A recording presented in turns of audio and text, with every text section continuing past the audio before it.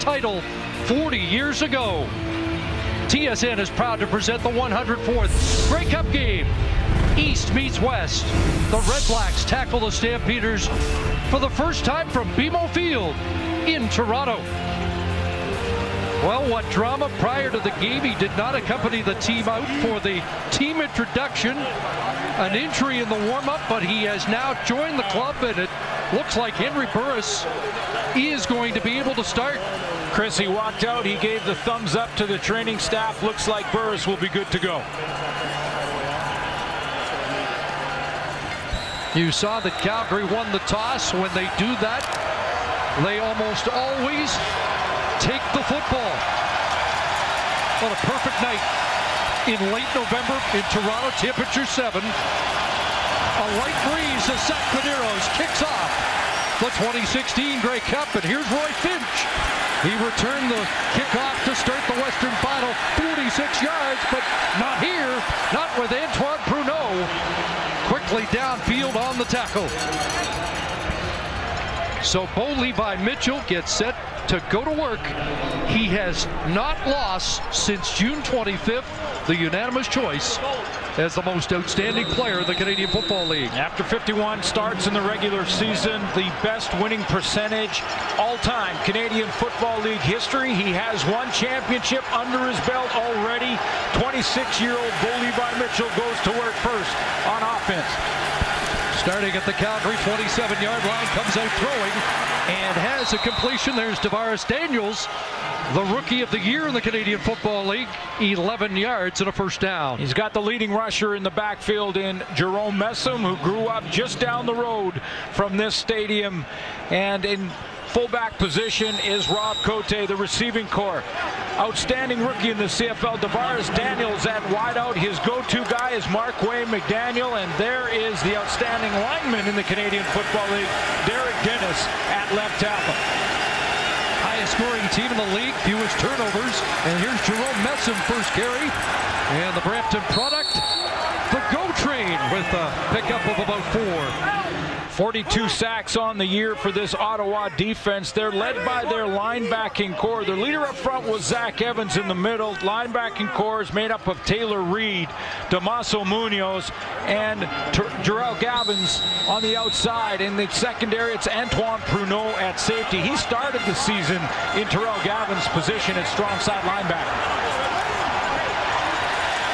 That defense urging the crowd to make noise, and Ottawa wanted a home crowd feel, and they've got it here at BMO.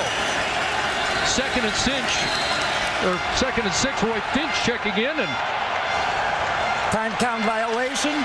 Calgary bringing 19. 5-yard penalty. Still second down. And apparently the crowd did help early. Yeah, no question here early who the home team is. I mean, they were home team by designation. That's why they're wearing the darks, the Ottawa Redblacks. But this crowd clearly favors the underdog here, and they are major underdogs.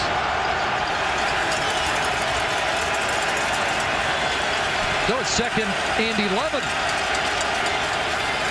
Mitchell to throw, quick hitter, and it's almost intercepted. Forrest Hightower jumped the route. Pass incomplete, it'll be third down. He had a couple on the season. Was last year's Ottawa Redblack nominee for Outstanding Rookie, and he jumps this one here. That's the current Rookie of the Year, Tavares Daniels, on a curl route. Looks like he had a footing issue, and Hightower had the best shot at it. Of course, this is the only natural turf field in the CFL now. Rob Maver, another local product, bouncing long snap, but Maver gets away a good kick. Jamil Smith, no Tristan Jackson, but Smith's got room and gets cut down around the 45-yard line. Pierre-Luc Caron, the long snapper, got down there first. After a 24-yard return, it is Henry Burris at the controls for Ottawa when we come back. The 104th Grey Cup on TSN is brought to you by Shaw, proud sponsor and fan of the CFL.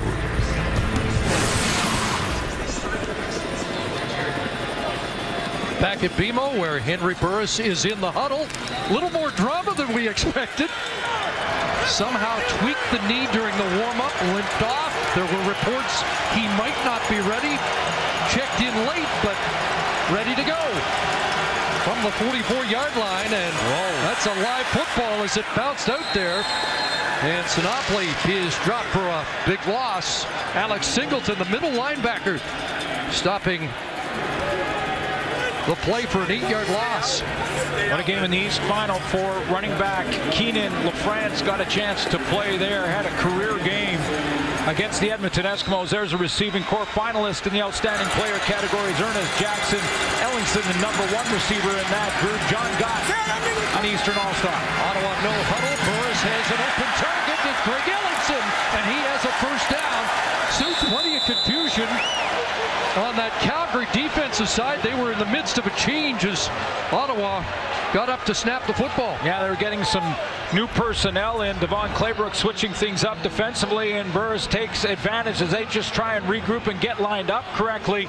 I'm just taking a look at his fundamentals because he was limping noticeably in the warm-up, Chris, and looks like he stepped into that throw nicely. Ellingson in his 4th consecutive Grey Cup game. Handoff to the Eastern Final hero, Keenan LaFrance, the Winnipeg, Manitoba product. Stopped by Singleton. Well, the sack leader in the Canadian Football League lines up at defensive end for the Calgary Stampeders. That's Charleston Hughes with 16 on the season. Alex Singleton will be in charge of trying to contain Keenan LaFrance or Trayvon Van, the 2 running backs. 2 all-star corners, Deontay Evans and Tommy Campbell. 6 for LaFrance, who had a remarkable 153, second highest total ever by a Canadian running back in a playoff game. 2nd and 4, short drop, and it's complete. Ellingson's got another, and he's bumped out by Joe Burnett, but Ottawa in business inside the 30-yard line. Now Henry Burris hasn't had to move out of that pocket yet. He hasn't had to use his legs, but right now he is stepping into throws, and Ellingson has got a couple. See him just to the left of your screen on that little quick out route, and then turns and runs a couple yards after the catch. 21 for Ellingson, 2nd catch. Remember, Ottawa scored touchdowns on their opening 2 possessions last year in the big game. First down, a look inside, and Ellingson is the favorite target early. Singleton and Burnett the stop. Ellingson's had a 9-catch, 218-yard game this season. Nice inside slant route this time from Greg Ellingson. That last route to the outside. This time Henry Burris throws it low and inside. Reacting on that was Joe Burnett. So 2nd and 2. Back to LaFrance. Big hole. First down. Crashing down to the 15. Glenn Love, the tackle for Calgary. What a game in the snow in the Eastern Final for University of Manitoba grad Keenan LaFrance. 25 carries, 157 yards with that big fat 6.3-yard average. When you see that his longest run was only 28, you know it was a long day. He was pounding that rock against the Edmonton defense. 7th play of the drive upcoming. First down, fake to LaFrance, open receiver. Ellingson again. Forward progress looks close to that first down before he's driven back. Got a bunch formation out to the right side of the formation for Henry Burris.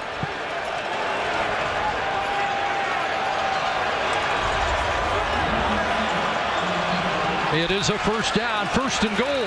See that bunch, and right underneath it is Ellingson.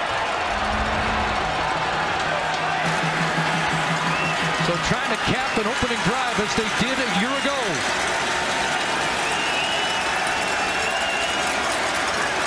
Wide motion.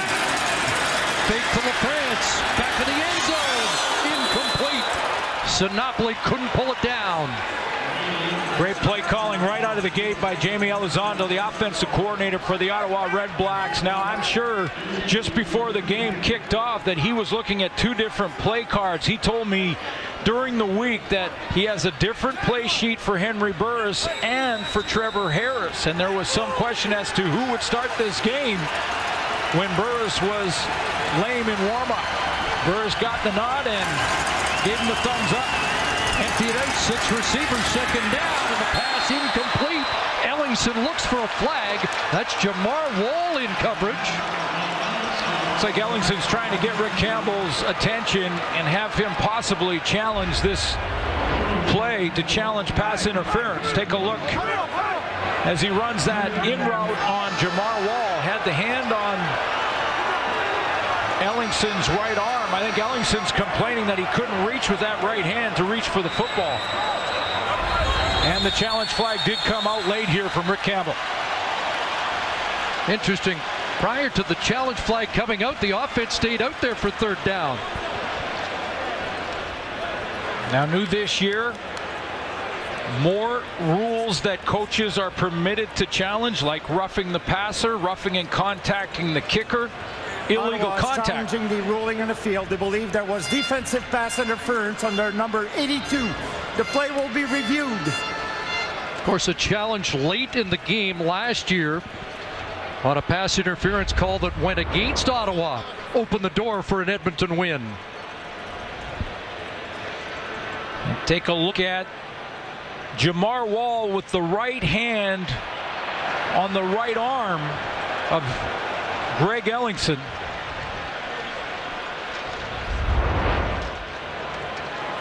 Now, defensive pass interference, offensive pass interference. After review, there was defensive pass interference. Calgary number 81. The foul occurred in goal. The ball will be placed on the 1-yard line. Automatic first down. They've been penalties that have been challengeable by the coaches for a couple of years now. You watched the Grey Cup last year, you know what we're talking about. There is the right hand on the right arm and puts it on the 1-yard line. So first and goal, Redblacks. Malik Harris checked in as Devon Claybrooks on the sidelines, jumping around to make sure the right personnel was in. First and goal, they surge ahead. Henry Burris, touchdown.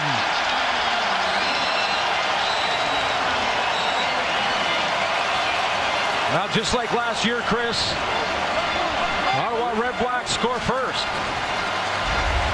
In behind the All-Star center, John Gott.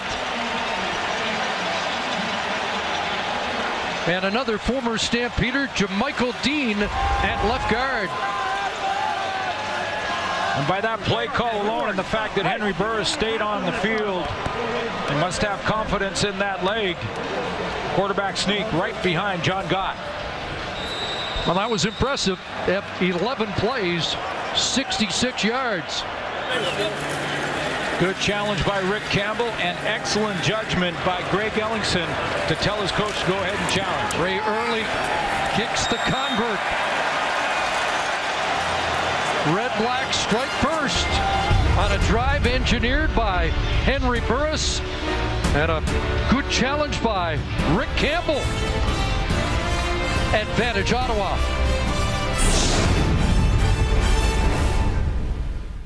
Receiver in that opening Ottawa drive. 4 catches, 60 yards for Ellingson. Anthony Parker, Roy Finch are deep. It'll be Finch from his 14. Breaks 1 tackle, and LeBlanc, the special teams captain, brings him down around the 30. Greg Ellingson, the most targeted receiver for Red Black quarterbacks all season long, and was certainly the go-to guy on this drive. That was a second down conversion to get the drive started. He ended up with 4 catches for 60 yards. The opening drive for Henry Burris and the Ottawa Redblacks finishes with the sneak by Henry Burris for the touchdown. And as I mentioned, like last year in the Grey Cup against Edmonton, Ottawa on the board first. See how the Stampeders respond. First down, into the flat, catch is made. There's Tavares Daniels, the Notre Dame product, with the catch, and he has 8.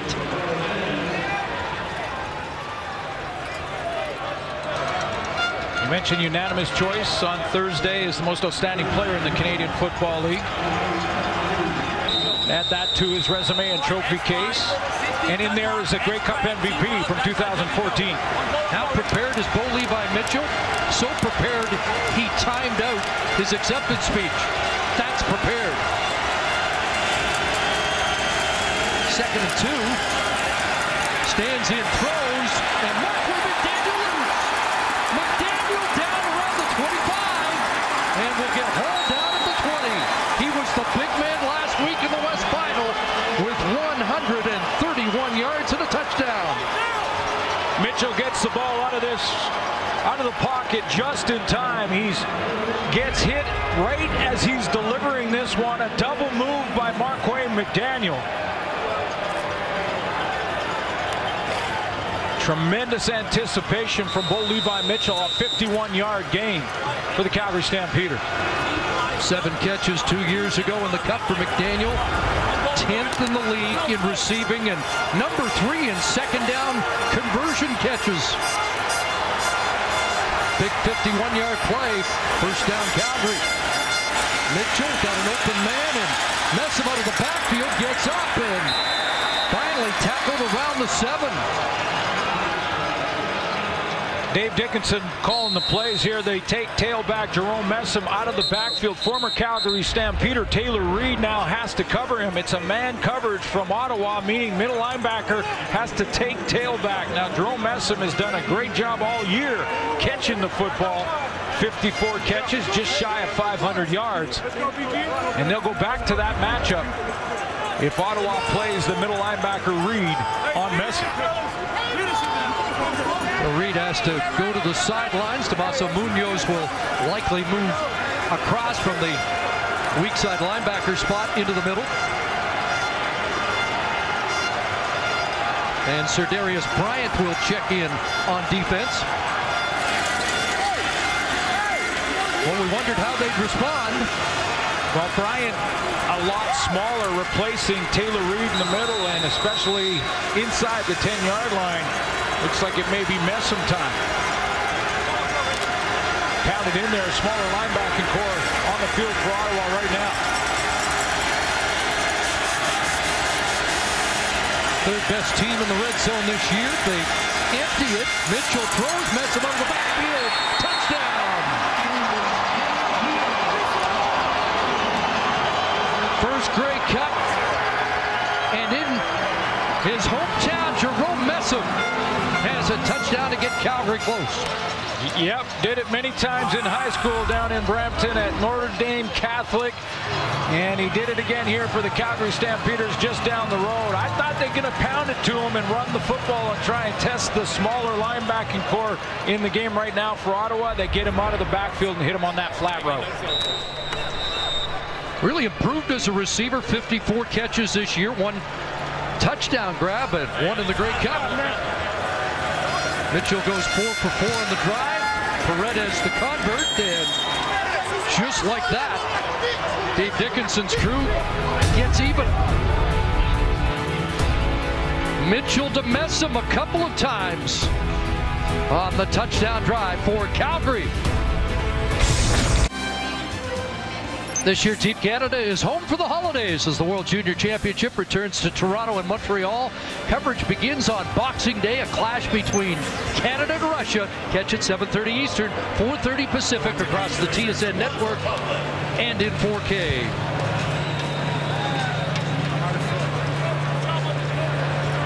Jerome Messam gets Calgary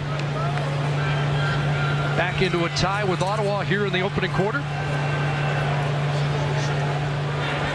Little equipment change on one side. Payton and Smith drop deep. And it's Jamil Smith on the kick return. Spun down around the 32, a 14-yard return. Let's go to the sidelines and join Matthew Shinetti. Well, guys, many Red Blacks fans, many football fans across the country are wondering what was going on with Henry Burris. The mystery is still on the Red Blacks sidelines because sometime during the pregame warm-up, his knee locked up. He spoke to the medical staff. He went into the training room, and at that point, Marcel Desjardins tells our Gary Lawless that he got a myriad of treatments, including freezing. He came out, warmed up again. The medical staff and offensive coordinator Jamie Ellis Elizondo got the thumbs up from Burris.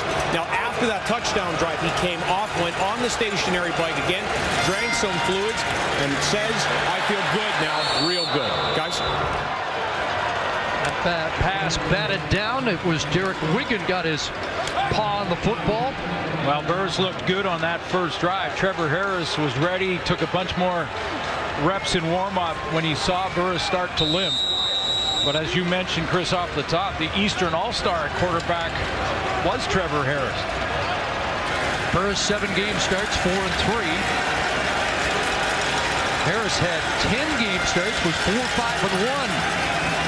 Between them, the top passing team in the league. He's looking for Ernest Jackson and got him. Jamar Wall tags him down, but there's the Eastern most outstanding player, Ernest Jackson. Well, I'll tell you what, at 41 years young, Henry Burris can still make this difficult throw to the wide side of the field off his back foot. He just kind of fades away from this 21-yard throw to the outside, but when you consider it's the wide side of the field, that's a 50-yard toss. He gets it there. Finished the regular season with 3 consecutive 300-yard games. Another pass for Jackson, delivered low and incomplete. Well, he doesn't drop many. Targeted over 100 times this year. 6-game TD run. End of July to mid-September. 6 straight football games with a touchdown. I mentioned the finalists for MOP, won by Bo Levi Mitchell. And an early touchdown in the Grey Cup game last year. 2nd and 10. France stays in the block. Burris throws a bullet in. It got through. That's a fastball on a rope to Brad Sinopoli for a first down. In a small window. He didn't have much room to fit this football in there. Sinopoli finds the opening, but it's not a big opening. It's going to come from the right of your screen against this zone Calgary defense. And watch how blown away Burris puts that right where only Sinopoli has a shot at it, inside of Jamar Wall. What a throw. Not many make that throw. First down, fake to LaFrance, got some time. Open man, and another completion. Khalil Payton slides out of bounds with another Ottawa first down. Yeah, there's some. These are fastballs from Henry Burris. Khalil Payton caught this out of self-defense. He's working on Tommy Campbell, one of the good best shutdown corners in the CFL in the man-to-man scenario. And that time, just ran that quick out on the sideline, and Burris guns it to him. The old guy's 7 for 10, 108 out of the gate.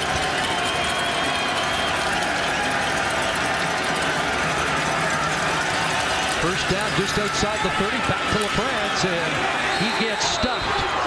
Micah Johnson, what a force he is inside for Calgary. Henry Burris wants to call one on the line of scrimmage, play a little tempo, and make it difficult for Devon Claybrooks to substitute and get some smaller defenders on the field on a passing down.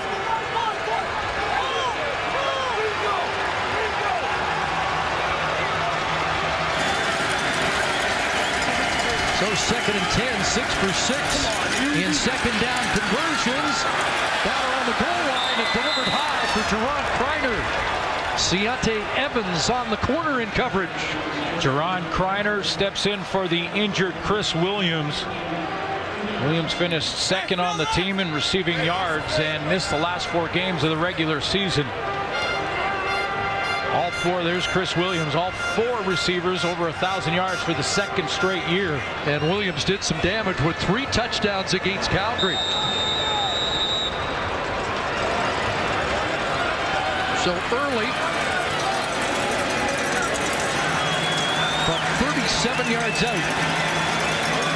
2 for 2 last week, right down the middle.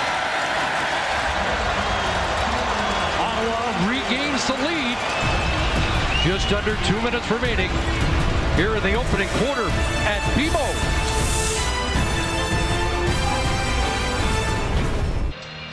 Well, the most emotional storyline following the Calgary Stampeders, Mylan Hicks. His locker before the game, his mother here. It was an emotional scene as she was greeted by most of the Stampeders on their way out for the warm-up. And now let's join Sarah Orlesky. Well, Chris, you certainly don't need to look hard around the Stampeders team in order to see any sort of remembrance of Mylan Hicks. It's all over the place. They've got decals on their helmets. Jamar Wall switched his number to 31 in honor of Hicks. Jerome Messam said they want to get a ring for Mylan Hicks' mother, Renee Hill, who so many of them are so close with still. And when I spoke to Renee Hill before the game, she told me that she had to be here. There was never a doubt in her mind, and that she wanted to be here to honor these boys and to honor, she said, Mylan. He would want her to be here. Well, Sarah, she's been an inspiration to the entire team here from Detroit, with family to watch. About mid-season, Mylan Hicks was tragically killed outside of a club in Calgary. Jerome Messam was right by his side the entire time. Senseless tragedy that the team has become closer and have dedicated the rest of the season in this game in memory of Mylan Hicks and his family. Saw Finch had trouble with the footing, and so a deep start here. Mitchell throws in the flat. Lamar Durant has the catch. Ushered out by Jonathan Rose. There were some uncanny references to 31 throughout the season. 31 points for this team to finish the year. Jamar Wall took Mylan Hicks' number 31 in tribute last week, an interception, and it was the 31st point of the game against the BC Lions, and that Calgary room acknowledged that as soon as it happened. Mitchell to throw over the middle. He's got a catch, and Jordan gets away. Kamar Jordan up around the 50-yard line. It's a 26-yard pickup and a Stampeder first down. Good pickup here from the big back Jerome Messam. Watch how he's going to step up, give his quarterback a little bit more time to allow Kamar Jordan to get open over the middle on basically a double move and then inside. Nice block here. That gives Mitchell a chance to fire it inside, basically throw Jordan open. Good pickup and first down. Calgary sent pressure with 6, but Mitchell got it away, and now Messam right side. And they contain Messam for a couple. Munoz the tackle.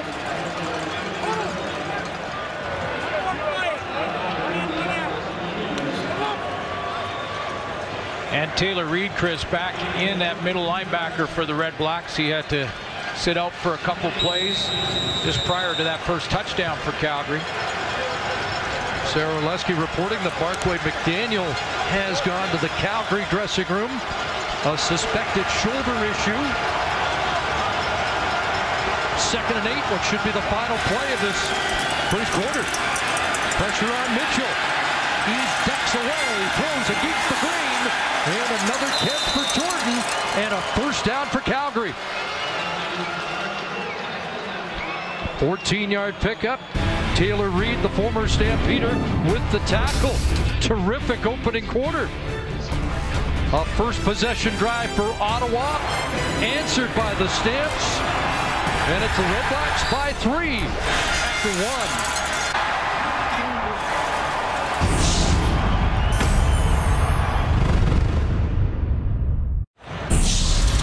First time Calgary's given up double digits in a quarter since late September, and both quarterbacks look sharp. Well, the two-time MOP in Henry Burris looked real good, especially in that first drive. 7 of 11 and 9 for 10 for Bo Levi Mitchell, this year's most outstanding player.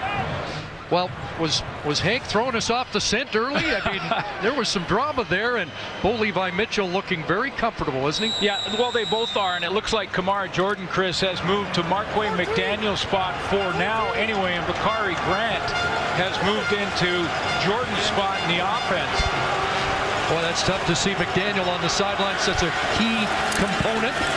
Here's Messam stopped in the backfield. Shooting the gap was Damaso Munoz. That's film work.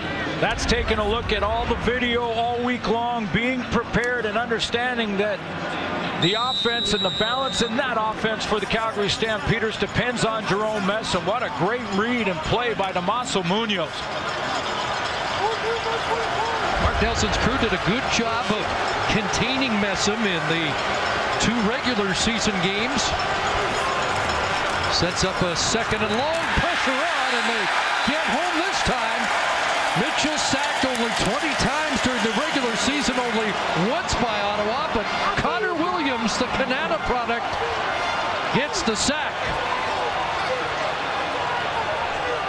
Canada went to Utah State, comes off the edge, and that pocket just collapsed, something you don't see very often. The Calgary Stampeders, through the regular season, gave up the fewest sacks in the Canadian Football League, just 20 in 18 games.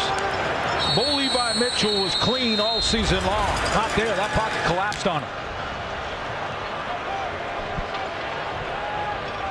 Top 4 sack men for. We're going to have a challenge here. See if there was illegal contact downfield. The ruling in the field. They believe there was roughing the passer on the play. The play will be reviewed. Okay, roughing the passer. Was there a high hit? Above what Glenn Johnson describes as the strike zone. Can't hit from the neck up or the knees down. We'll see where Connor Williams makes contact here. I thought it was just a good tackle. Is it Gascon-Nadon on the helmet?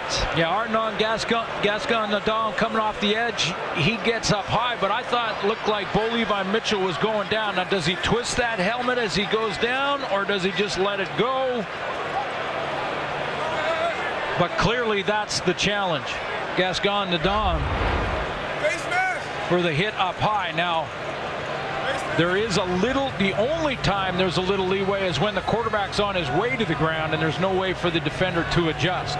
Quarterback standing in the pocket, ready to pass. Any type of hit to the head will be called unnecessary roughness, roughing the passer.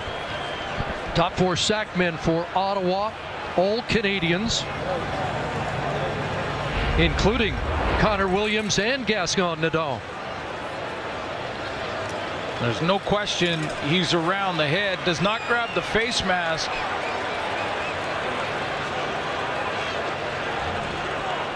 Kind of slid off the shoulder onto the helmet. It'll be interesting to see how they interpret that.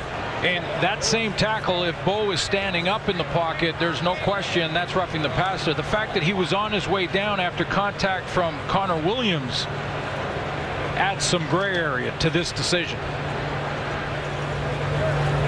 which is another reason and one of the reasons that it's taking this long. And both sides of the equation on the tablet taking a look. The ruling on the field stands. The hit on the quarterback was on the shoulder. The challenge is denied. Calgary will be charged a timeout. It will be 3rd down. Stampeders 5 of 15 during the regular season in challenges. So Williams, who had a huge Eastern Final, 4 tackles and a sack, has one here in the Grey Cup game.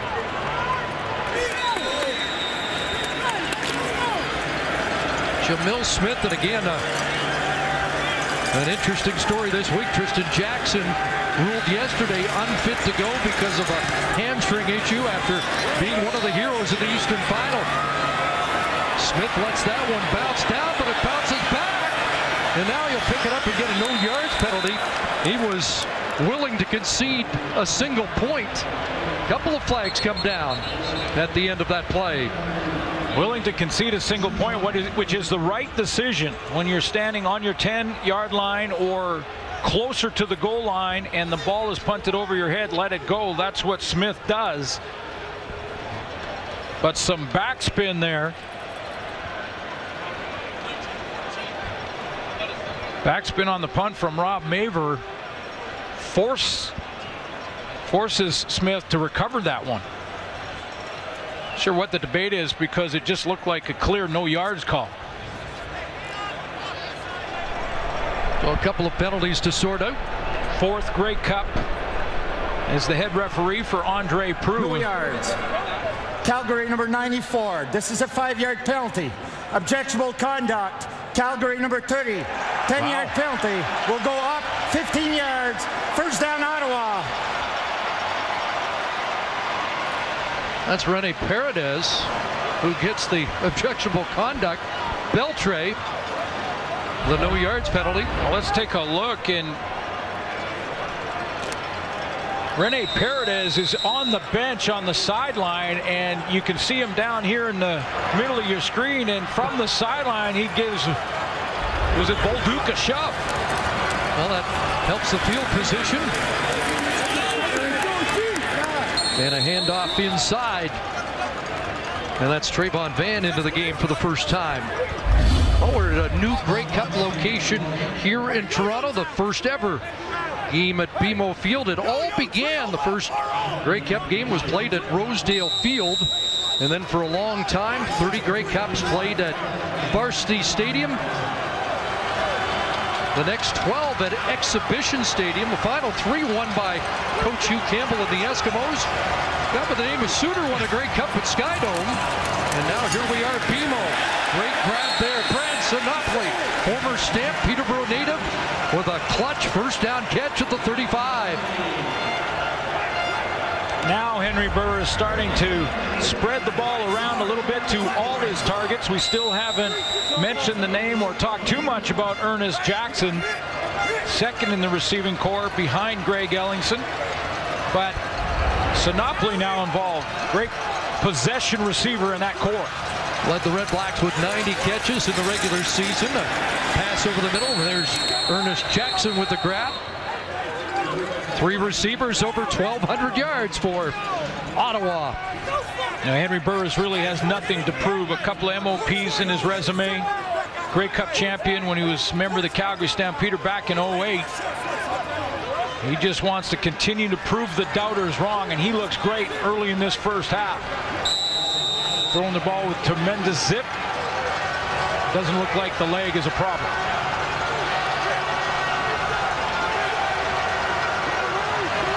Gain was 7, second and 3, and there is Trayvon Van. Moses Madu hurt last week, and Van pushing ahead close to what looks like a first down.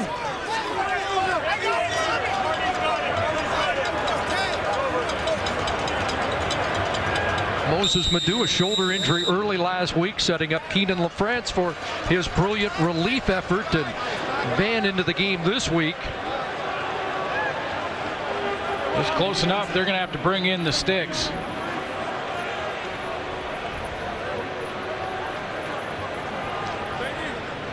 Van played 1 game against Calgary this season with 56 yards, and he's got a first down.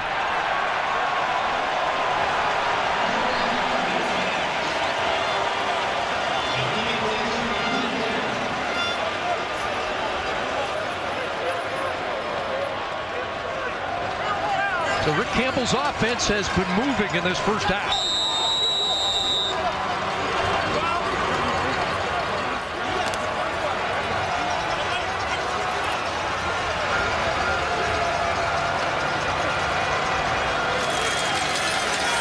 First and 10 Redblacks. Couple of fakes and Van out of the backfield. He's got speed and he is out just short of the first down. The corner, Ciante Evans. Mentioned 9. Sorry, Chris mentioned the Grey Cup 2008. Now let's take a look at quarterbacks. Damon Allen being one of them. Henry Burris, 2 that have got to the Grey Cup with multiple teams. Danny McManus with 4 different teams in the CFL. And our guy, our quarterback and Hall of Famer, Matt Dunnigan, Edmonton, BC, Toronto, and Winnipeg. Winner with Edmonton, and of course Toronto in 91. And there's Van. A flag comes down at the end of the play, and it looks like it'll be a holding call against Ottawa. You saw though that Van does have a burst. Yeah, he does. Nice changeup too when you're looking at the difference between he and Keenan LaFrance. Ottawa, number 63, 10-yard penalty. It remains second down. Chris, John Gott there had the kick-out block on Micah Johnson to try and open up that hole. It was right at the point of attack, and he gets called on the holding. You could hear right through the mics Micah Johnson getting up saying, you can't block me, you're going to have to hold me. Stockbridge product, former Stampeder. Eastern All-Star and outstanding O-lineman finalist, John Gott. And Schultze has declared him best beard in the league. Best beard.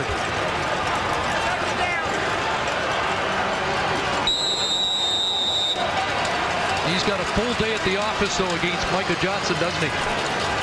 Well, and the rotation. Junior Turner.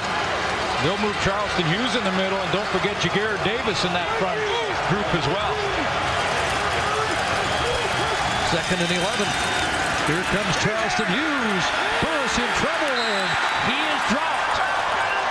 Jaguar Davis gets home. Davis gets home, but Hughes causes the problems. And Charleston Hughes will move all over. In fact, this week when I talked to Charleston Hughes, the CFL SAC later, he told me that about 40% of the time he will blitz. He'll also drop into coverage. Devon Claybrooks has him moving all over the field, and he comes from that offensive right side all the way to the opposite side of the formation and causes the problems for Henry Burris. So it's early to punt. Tanner Dahl, the long snapper.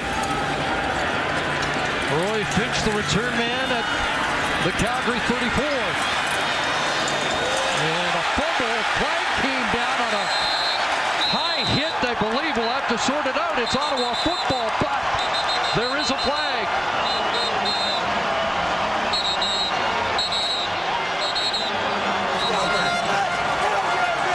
Sir Darius Bryant came up with a football. The ruling on the field is fumble turnover, Ottawa football.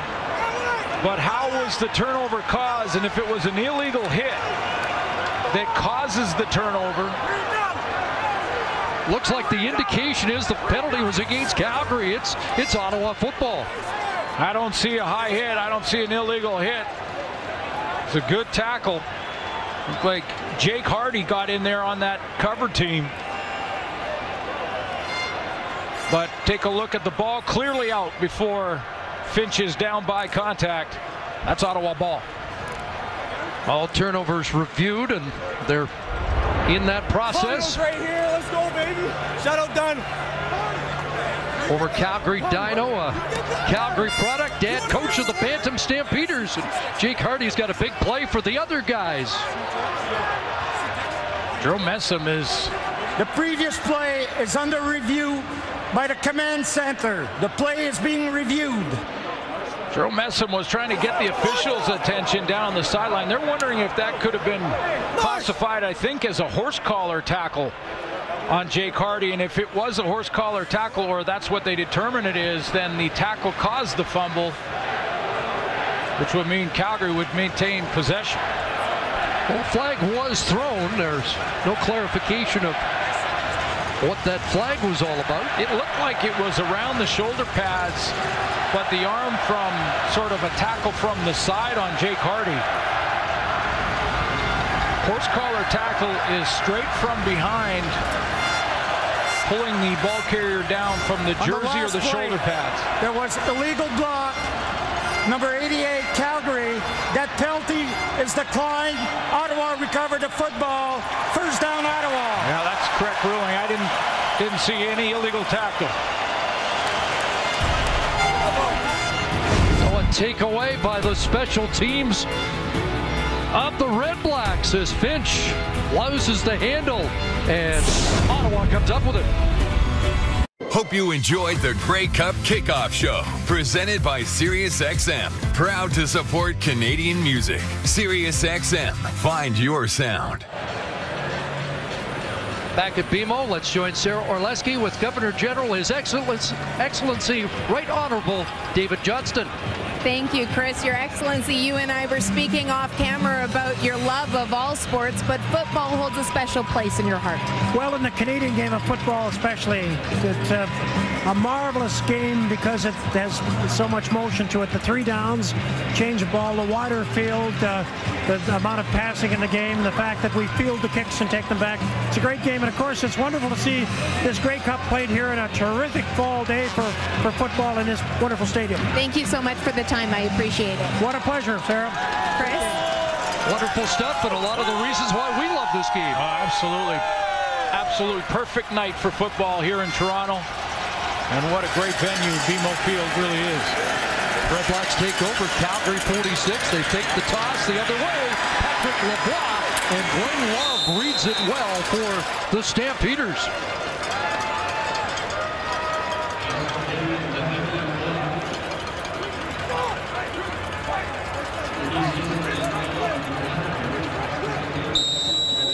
Oh, watch the countdown to the 104th Grey Cup like never before. Experience an immersive 360-degree view of the pregame speeches, player introductions, and ceremonial coin toss. Check it out on TSN's Facebook and YouTube pages, as well as the Samsung VR app. Second down. Another bullet from Henry Burris. That ball's out, and Ernest Jackson gets it back. Big recovery for Jackson. Well, how can you tell the team is focused and prepared and ready? Even if the ball is not thrown in your direction, you're alert and you're bailing out your teammate, and that's exactly what Ernest Jackson just did. You see him trailing Patrick Lavoie there. That ball came out, and his teammate gets to it first. Tommy Campbell with the strip, but Jackson recovers. And Ottawa has a first down back in the red zone. And off Trayvon Van with the burst and a touchdown saving tackle by Junior Turner. Tremendous misdirection on the play. Jamie Elizondo, the offensive coordinator, has got him going in all different directions right now in that Ottawa backfield. You got guys crossing each other right here and then going straight to Van up the middle. And it's got that Calgary defense hesitating a little bit. Junior Turner saves a touchdown. Second and about a yard and a half. Back inside, it's a first down. Trayvon Van to the 6. Now Moses Madu was injured in the East Final. He was the back that finished the regular season. Keenan LaFrance was the backup, had the big game as we mentioned, and Trayvon Van back on the roster for this in the Grey Cup to work in tandem with LaFrance. Last year was William Powell, who suffered an Achilles injury in training camp. Redblacks have gone through a lot of running backs. Jeremiah Johnson, now with the Lions, was here last year as well. Here's Burris, little jump, Lavoie, touchdown! Just like last year, Patrick Lavoie has hit pay dirt in the Grey Cup.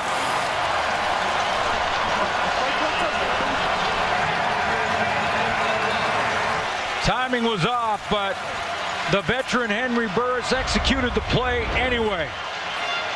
The timing is off on the play fake here to Van, and he just pulls up, tosses it over Jagger Davis, and as you mentioned, back-to-back Grey Cups with a touchdown for Patrick Lavoie. Key component in the run game as well. He'll play tight end and be that lead blocker for either Keenan LaFrance or Trayvon Van. So a touchdown off the turnover. And early adds the convert.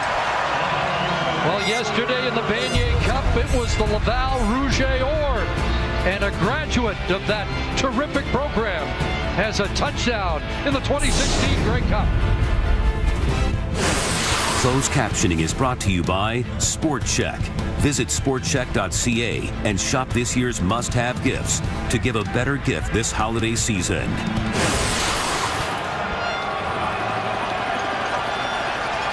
Back at BMO Field, best field position start for the Stampeders, trailing by 10 in every game this year. At one point, Calgary has had the lead. Not yet today. Mitchell going to air it out. He's got open Jordan, but picked off. Boris Hightower comes back and fields it, and it's back-to-back takeaways for the Redblacks. Levi Mitchell was looking at the replay screen here to see just what happened down the field. Kamar Jordan rolling in it.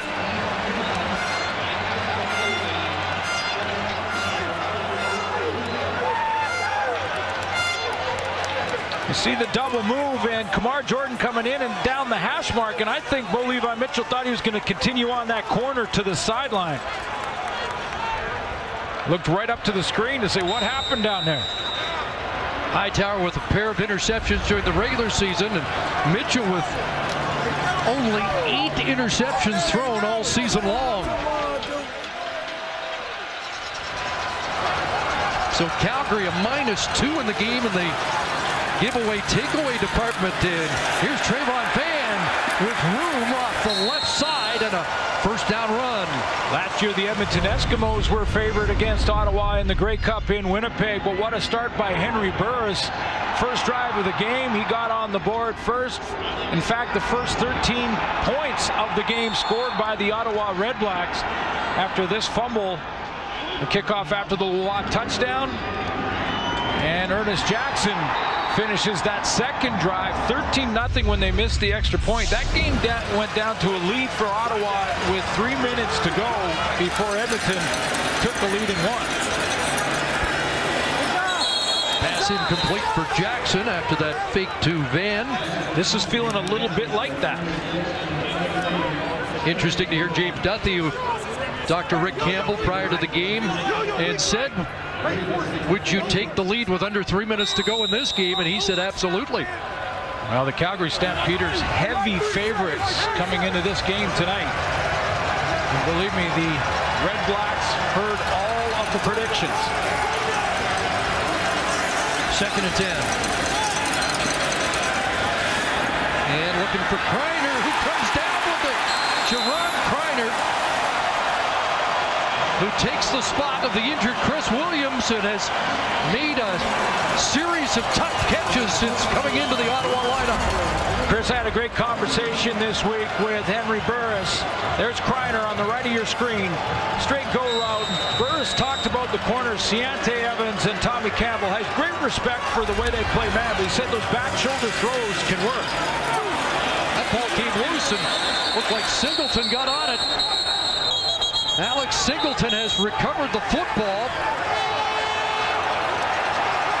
And it is Calgary football. Trayvon Van, yep, Van saying he was down, and all turnovers are reviewed, so they'll be reviewing this as we speak, but let's take a look. Trayvon Van, possession there. Ball's out. No, ball's clearly out. That's a fumble. Recovered by Alex Singleton. So the Stampeders, who have given it away twice, getting it back. Beltre with contact from one side, and the rookie middle linebacker comes up with it. Rolling on the field is confirmed by replay. It was a fumble. First down, Calgary.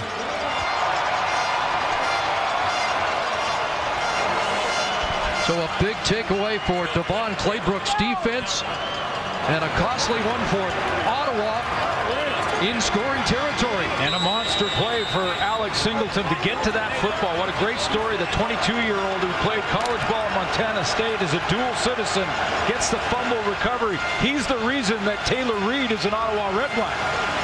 That's a huge play for Calgary. Take over at the 30. Mitchell pumps once and now throws off balance. And Mitchell White almost had a pick. That one forced by Bo Levi Mitchell in the area for Lamar Durant. You know, both these teams are having a bit of traction issues here. You take a look out on the outside corner at Mitchell White here. And I thought this was going to be an easy pick. It looked like he was settling under that as if it was a punt. And then when he went to redirect to the ball to his left, he kind of slipped and couldn't get out of his break there. Haven't seen that look on Bo Levi Mitchell very often this year. Not this year. 2nd and 10 out of the backfield. Back to Messam, and he's got a big first down. So they go back to what worked on the opening series of the game. Oh yeah, go back to what got you here, and that's exactly what Mitchell does here. Messam to the right of Bo Levi Mitchell in that shotgun. He'll just release right down the middle. Move the chains. And with that play, a Calgary first down at the 3-minute warning. 17-7 Redblacks. Operator Mobile Grey Cup halftime show.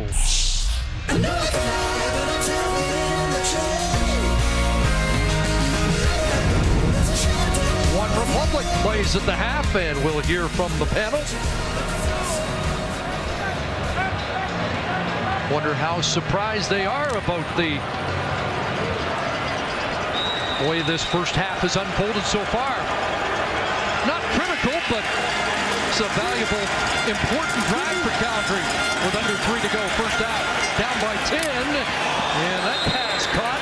Jonathan Rose closed quickly, but Kamar Jordan hangs on. And a big turnover. See if Bo Levi Mitchell can capitalize on it. But you're right, Chris. Heavy favorites, the Calgary Stampeders, and go ahead and tell a professional athlete that he can't win or he can't make it, and watch how he responds. That's how this Ottawa Redblacks team has responded here so far. Second and short, and Messam close to the first down. Also coming up at halftime, our GMC Precision Playbook. And Jock talks about pre-snap reads and maybe the best in the game, Bo Levi Mitchell, who hasn't had his best half of football in this Grey Cup. Henry Burris, on the other hand, does look very sharp. Close to midfield, it is a first down. Messam stays in. Pass is incomplete, out of the reach of former Ticat Bakari Grant. Of course, we haven't had a chance to get to it, but one change in the offensive line. Brad Erdos for the Calgary Stampeders hurt in the Western Final, as was his backup Cam Thorne. So Ucumbre Williams is playing that right guard spot. A big physical offensive line. I'm not suggesting that's been the Calgary Stampeder issue here in this first half, but one change up front. Stamps 5 for 7 in second down conversions. Second and 10. Messam releases. Mitchell has time, loading it up, but nobody there. And this one is intercepted. It's a second interception. Jeff Richards comes down with it. They ruled Durant touched him. And Mitchell, who threw only 8 during the year, has thrown 2 interceptions in this first half. Yeah, and almost 3. I mean, Mitchell White slips or he makes the interception a couple of plays ago. I mean, this one, I'm questioning the decision. 2 guys high from the Ottawa Redblacks, including Jeff Richards, and Lamar Durant, the only receiver, and he overthrows him by about 10 yards. And there's that puzzled look again that we just haven't seen all year. Jeff Richards providing a souvenir.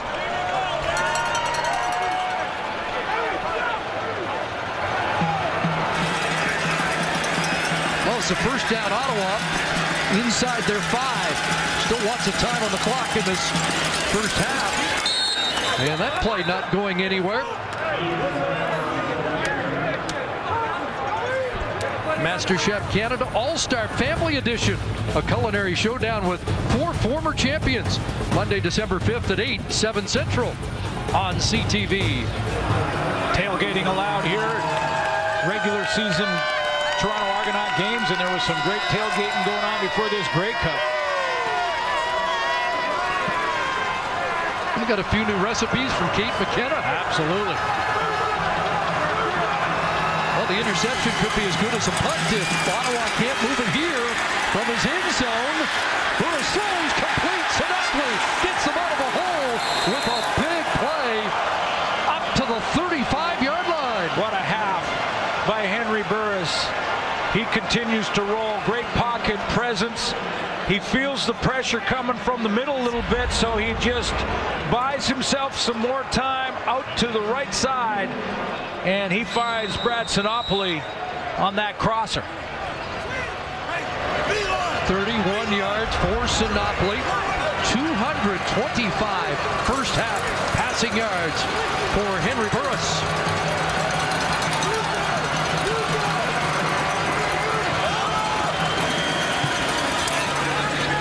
Jumps as he throws, and that's complete to LaFrance. stretching out, reaching for that first down stick, and he might get it. Very close. Rick Campbell told us this week that last year when they won that Eastern final in dramatic fashion with the Greg Ellingson catch over against the Hamilton Tiger Cats, obviously they were so excited to be in the Grey Cup that early in this football team's history. This year it was a different feeling after the Eastern final. They wanted more.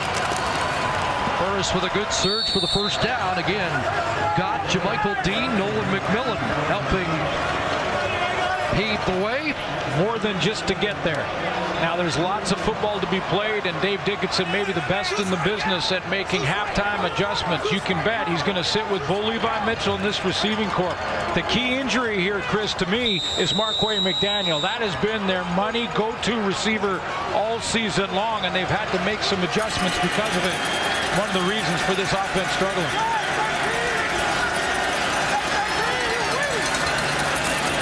First down, Burris getting it out of his hands quickly and into the hands of Greg Ellingson, who had the 4 catches on the opening drive. A 5th catch here. Hey, he pulls a play out of Ernest Jackson's playbook here and out-muscles his man for the football. Press coverage, inside cut, Tommy Campbell, and he just out-muscles him. 5th in the league in receiving during the regular season. Mentioned a couple of unsuccessful trips to the Grey Cup with Hamilton and last year, and by the nose of the football, Ellingson moves the chains. Just 1 catch last week, but it was a touchdown and a snow angel for Greg Ellingson. And Burris up to 245 first half yards passing. Not bad for a guy who showed up late. Flag comes down, looks like they were offside.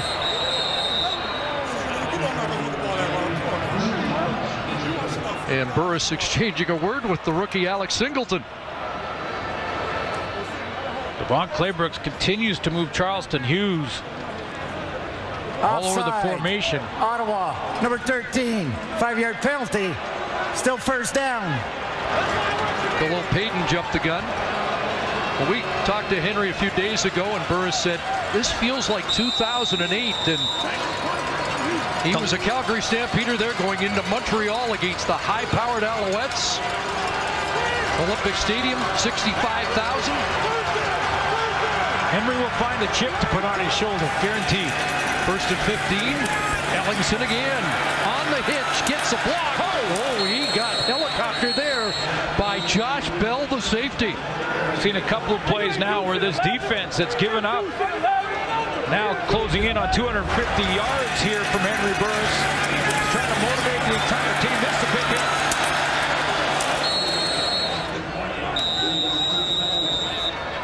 Josh Bell with that war paint steps up on that one. 6 catch, 78 for Ellingson in the first half. Ray Early has not hit a field goal from outside 40. Ottawa with 2nd and 7 at the Calgary 50. Burris, wide side throw, and flag comes down. The ball was intercepted. Is that pass interference against the corner, Ciante Evans? Like Greg Ellingson tried to reach around Ciante Evans to get to the ball. I'm wondering if that flag may be offensive pass interference, because Evans had a look at it too. Defensive pass interference. Oh, they're calling Calgary, it D. number 0. Point of the infraction. Automatic first down for Ottawa. It looked live like Ciante Evans was looking to the football and made the play on it with Ellingson behind him. There's the matchup. Again, press coverage. This Calgary corner starting to get more aggressive.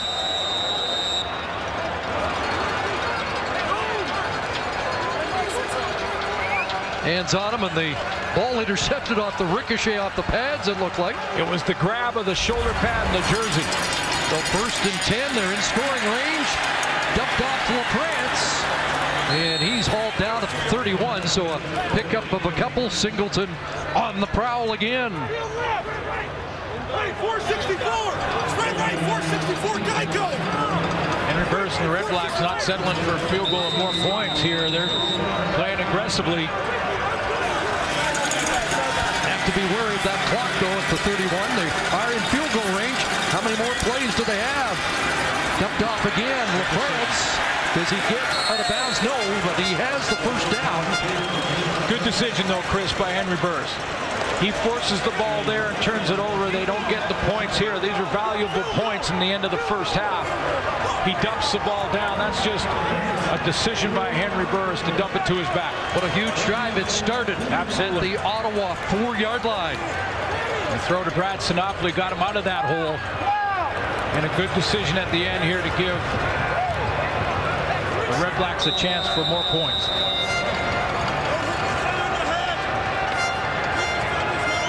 From 29 yards out of the hold of Trevor Harris. And Early nails it on the final play of the opening half. A bit of a shocker. And Rick Campbell's team takes a 13-point lead. 3 turnovers in that first half for a Calgary team that does not turn the ball over often. Let's go down to the sidelines. Matthew Shinetti's with Henry Burris. Henry, a fantastic first half for you and your offense, but how are you feeling right now? Well, you know, I mean, we're happy with what we're doing, but there's still a lot of things that, you know, we feel we have to get done as far as to be able to win this game. But we got to keep mixing it up the way we are. I mean, they got such a great front seven and secondary. We got to keep getting the ball out of our hands, keep moving at a fast pace, try to wear those guys down up front, and continue to mix up the run and the pass. And it doesn't seem your left knee is bothering you. How is it feeling? Oh, it feels good. I mean, you know, kind of that was a little bit of a scare. I mean, it's like what more do I have to go through during this journey? But you know, I mean, the doctors did a great job as far as getting me all prepared and everything. I got the brace on. I made some adjustments with that, and now it's time just to come back and keep doing what we're doing. Thanks, Hank. I appreciate it. Now to Sarah Lescu, Bo Levi Mitchell. Well, that's not a typical first half that we've seen from the Calgary Stampeders this season. What was going wrong in that first? It just starts with me. I got to make sure that I'm taking care of the football. You know, guys are competing right now, and on those 50-50 balls that I'm trying to give them, we got to compete, but also just take the easier throws at the moment. You know, just chip away at these guys and let's go put up some points. This team has come back before. When you look, I saw guys saying relax on the sidelines. This is a confident group still. Oh yeah, we're still going to carry our confidence, man. We have a reason to. We know we're behind right now. We know it's a dangerous position, but we've done it before. We've done it multiple times this year, coming back to winning games. So we just got to go in there, understand what the situation is, come out and play a better half. Thank you, Bo. Appreciate it. Back to you, Chris. Thank you, Sarah. Coming up, One Republic performs at the Freedom Mobile Grey Cup halftime show. And James Duthie, Rod Smith, and the panel review a very interesting first half at BMO.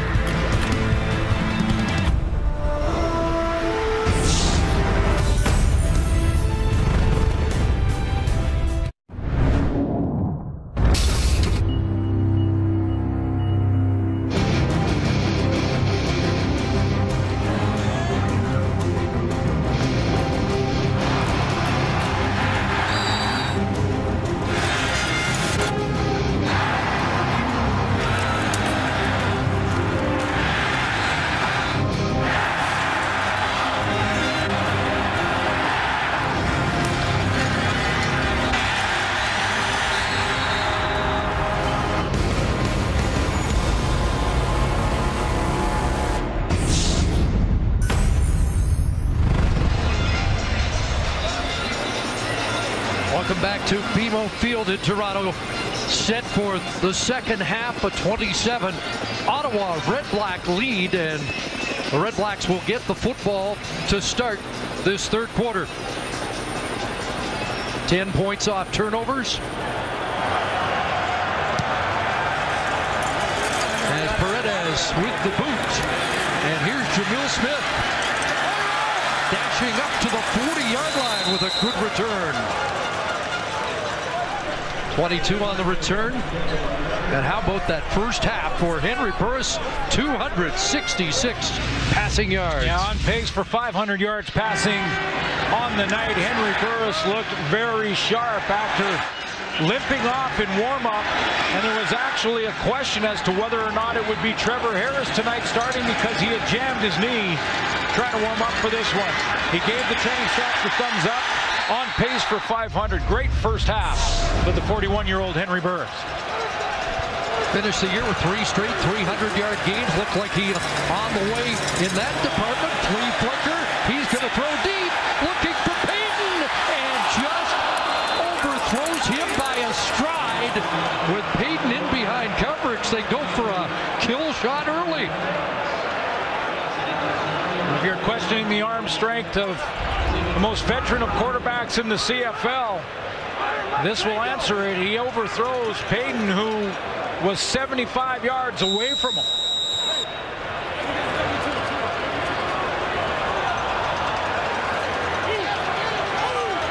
Just missed. 2nd and 10 from the 41. Rashawn throws complete. He's got Ellingson again. Excuse me, Sinopoli with the catch and a first down into Calgary territory at the Stampeder 50. And Brad Sinopoli has his 4th catch. 4th catch for Sinopoli. Halfway to a 100-yard game. Greg Ellingson even closer, about 75 yards for him in the first half. And Henry Burris threw it around the rush on that throw. Only Andy Fantus more receiving yards than Sinopoli among Canadian targets. A roll and an open man, and Ernest Jackson has a catch. And they're down to the 23, just like that. Well, I like the play calling from Jamie Elizondo. Option for Henry Burris on the roll. They got Jackson as the main option here, but Lavoie underneath as well. So Henry Burris, once he gets outside, he's got 2 options, 81 or 9, and he likes the deeper of the 2 and hits Ernest Jackson. Burris over 300 already. 328, that's the MVP of the 2008 game. And here's LaFrance cutting back, breaking tackles. And a good run for the kid from Sturgeon Heights High School in Winnipeg.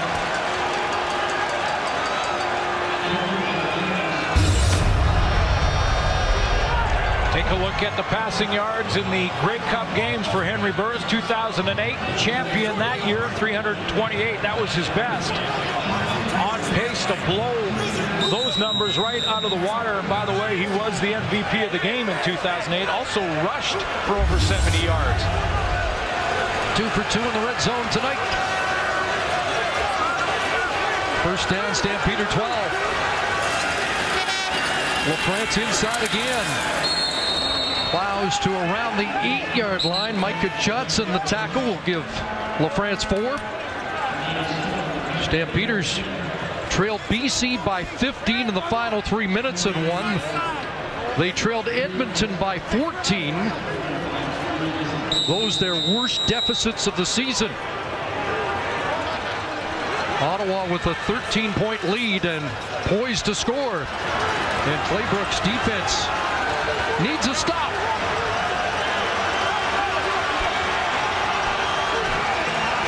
Second and 7. Another quick hitter inside. Caught. Touchdown. Brad Sinopoli has the major.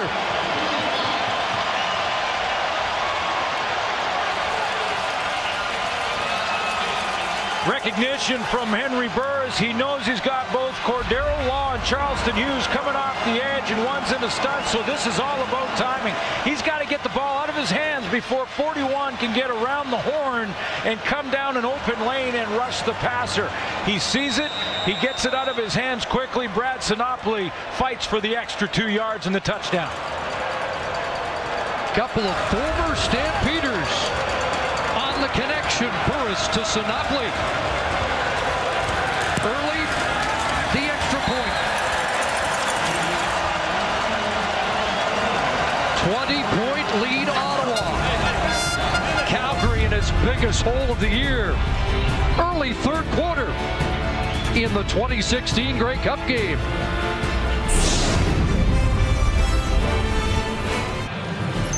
The Audi 2016 MLS Cup playoffs continue Wednesday. Toronto FC battles Montreal, the second leg of the Eastern Conference Championship. Montreal winning the first 3-2. If Toronto wins December 10th, the championship game against Seattle's here. If Montreal wins, it will be in Seattle on December 10th. We'll have the action 7 Eastern, 4 Pacific across the TSN network and in 4K. And President of the Redblacks, Jeff Hunt, is hanging loves on. what he sees. He's hanging on and he loves it.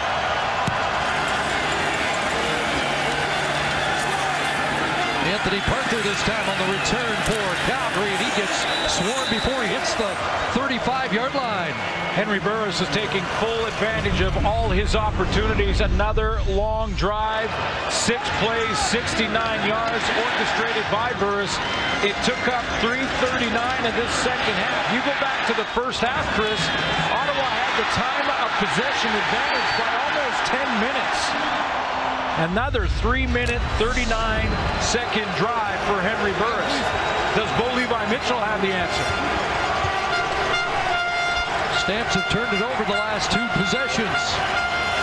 They go to the run game here, and Jerome Messam hasn't been able to spring a big run on the ground. 5 carries, 10 yards so far for the leading rusher in the Canadian Football League. But at halftime, Mitchell, talking to our Sarah Orleski on the sideline, said they got to get back to their rhythm, back to their play calling, keep the run game involved. 1 touchdown at a time, 1 play at a time, and chip away at this lead. Redblacks in a full rotation on the defensive line to stay fresh. Pressure on, they get home, ball is out. And Calgary, are they going to get on it? No, they don't. Still lose hot potato, knocked out of bounds. Who has last touch? Looked like Messam got the final touch. Tom Cesare, the line judge, got caught up in the traffic. Well, first of all, the line judge is part of the field, so you just have to react to it bouncing off him and get to the football. Last Ruling on the field was pushed out of bounds by Calgary.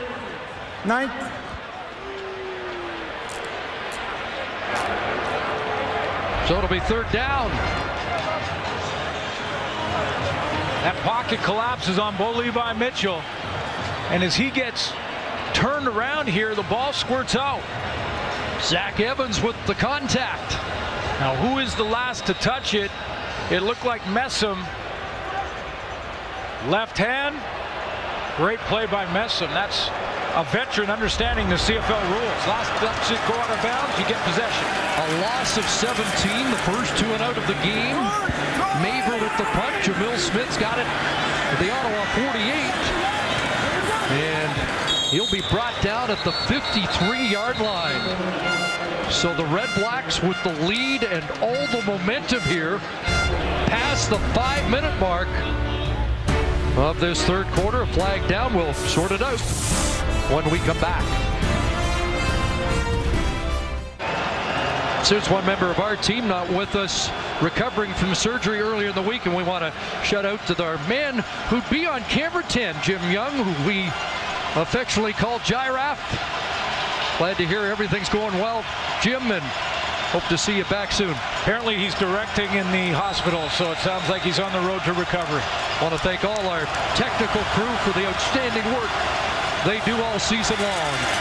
Oh, a little glimmer of light for the Stampeders, and a sweep here, the jet sweep to DeForest Daniels for a first down run. Well, this is the window, and this is the opening. If you're going to cue the comeback of the 15-win team throughout the season, the heavy favorites coming into this Grey Cup, it's to capitalize on that turnover, come away with a major. They start with the fly sweep, get their Rookie of the Year involved in DeForest Daniel. He finds a hole to the wide side, picks up good yards on first down. 14 yards, and so the Stampeders go from only 10 yards rushing in the game to 24 yards. And Jarrell Gavin's injured on the play, the strong side linebacker. A guy that plays big at 5'8", 178 pounds. And what they can do, the Ottawa Redblacks, is move Antoine Pruneau down to his spot. That's the spot that Pruneau had at the beginning of the season. And then about mid-season moved to safety. Rick Campbell wanted to make the change, move Terrell Gavins up into the box, they called, right at the line of scrimmage, and move Pruneau back into the middle of the secondary. Also, Canadian Leafs hockey continues Tuesday. Maple Leafs take on Connor McDavid and the Oilers. Catch the action 8:30 Eastern on TSN 4 in the Leafs region. So as you detailed, Pruneau and Jeff Richards will occupy positions after the Gavins injury, and it's in the flat for Bakari Grant. Shakes a tackle, and a flag comes down as he's brought down after a gain of 9. Again, just to remind the viewer, Bakari Grant in the game because of the injury early in the game. His first catch to Marquay McDaniel. Calgary Stampeders leading receiver will not return tonight. Illegal block. Calgary number 89. He blocked below the waist while the pass was thrown across the line of scrimmage. This is a 10-yard penalty. We'll replay first down. That's Daniels.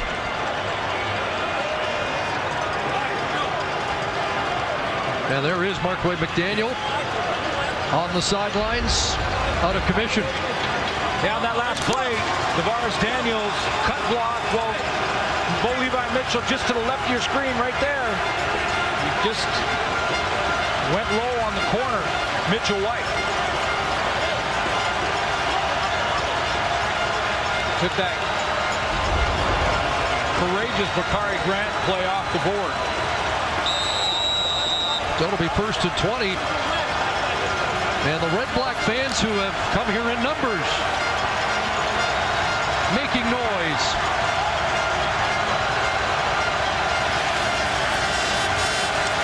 Here's Mitchell swinging it to Messam. Jerome Messam dragged down by his shirt tail by Connor Williams. Connor Williams with a sack in the first half on Bo Levi Mitchell. Hurt his elbow, it looked like, on the sideline on that play. Gets up limping after going for a bit of a ride on the Messam Express. 260-pound tailback, and he's hanging on. So they got the penalty yardage back. And it's 2nd and 10.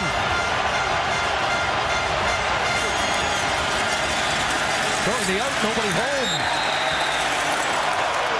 Incomplete, Mitchell. And we're seeing more of this than we've seen maybe all year. Yeah, Mitchell was throwing to a spot, Chris, and Anthony Parker ran a go route. Mitchell thought he was just going to sit on the sideline. This is the intended receiver. He takes off down the field, and Mitchell thought he'd be right about there. Anthony Parker doesn't. He stops about 10 yards too far, shaking his head. Mitchell with his hands in the air. That wasn't the call. No, 32-yard field goal attempt for Rennie Paredes. And he hits that. And it's now 27-10. Henry Burris and the Red Blacks up by 17 midway through the third quarter of the 104th Grey Cup game. Two quarterbacks who have split the duties for the Red Blacks all season long. Burris in charge tonight. Let's go down to the sidelines. Matthew Shinetti. Chris, when you talk to the Red Blacks and ask them about the family atmosphere, they point directly to Trevor Harris and Henry Burris earlier in the season in week 1 when Burris went down with a finger injury and Harris came in, and all of that momentum that Harris generated, well, it was Burris who came up to him and said, I have your back. That's because during Burris' time in the NFL, alongside quarterbacks like Chris Chandler and Brett Favre, he learned the idea that you have to understand when when it's your time and when to support the guy who's just ahead of you. And then when Burris came in, he found that Harris came up to him and said, listen, now, Henry, I have your back. That continued even before today's game. It's the reason why when you speak to every single Red Black personnel, they say, these two guys are Red Blacks. And head coach Rick Campbell said, I only had a choice between good and good. Guys. Last full start for Trevor Harris before they went back to Henry Burris. He only threw for 485 yards against BC, which is a season high in the Canadian Football League. 2nd and 10. He'll swing it to LaFrance. Got to make a man miss.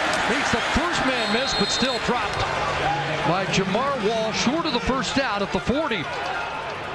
And so Calgary gets a 2-and-out on defense.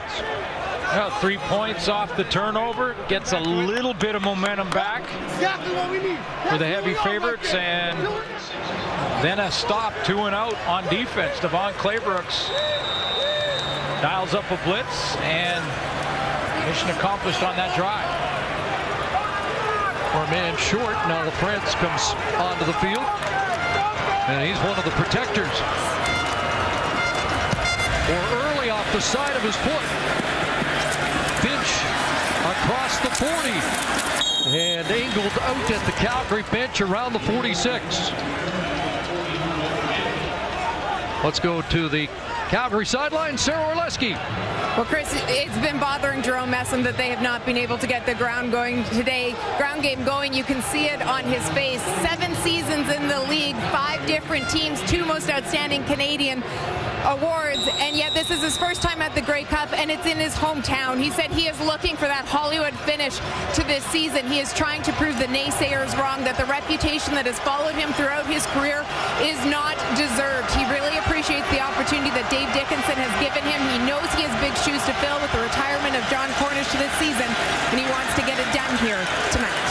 There's Messam, the ball carrier, Sarah, up to the 49-yard line. Suits, how many times this year have we talked to opposing teams and their priority? We got to stop Messam, make the Stampeders one-dimensional. Well, and it's been a priority for Dave Dickinson. It was before Dickinson when John Hufnagel was on the sideline. 6 of the last 9 years, the Calgary Stampeders have had the leading rusher in the CFL with John Cornish for some time. This year, Messam. They've had to go away with it because they're behind and have been all game. 2nd and 7, fake to Messam, throwing downfield, and have Bakari Grant for a first down at the 39 of Ottawa. There's the accuracy we've been used to seeing from Bo Levi Mitchell.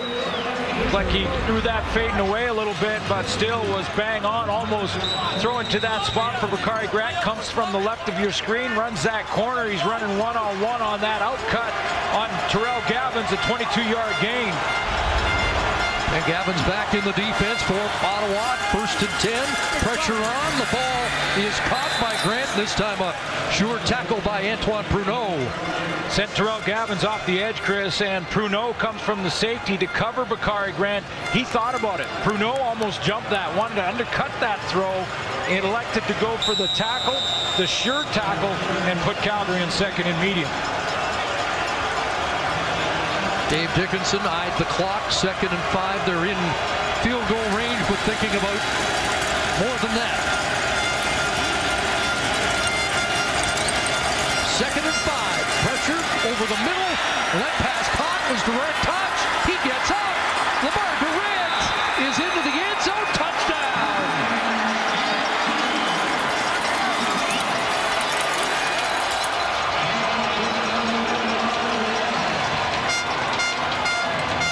Officials conferring, and was he touched? Lamar Durant didn't even on the field is a touchdown. The play is being reviewed by the command center. Didn't even hesitate. He didn't feel a touch. There was Hightower on one side. Pruneau jumps around him. I don't think Pruneau touched him at all. I think Antoine Pruneau, he thought that Forrest Hightower had touched him down by contact. Does Hightower touch him? or miss, and it looks like he misses. There is no touch unless nope. Did Pruneau's knee touch the foot?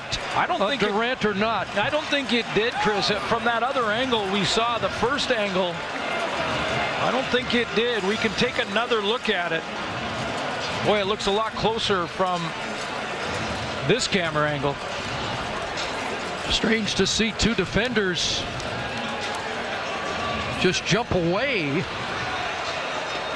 Well, Pruneau is trying to protect his legs, and with a rolling Lamar Durant, he doesn't want to get rolled up on, and he felt like Forrest Hightower easily touched him down, but that's the question. Redblack bench reacting as if I don't think they're convinced on the replay that there was a touch, but I'm not sure. Does the foot? Question is, does that foot move when it's right near his knee?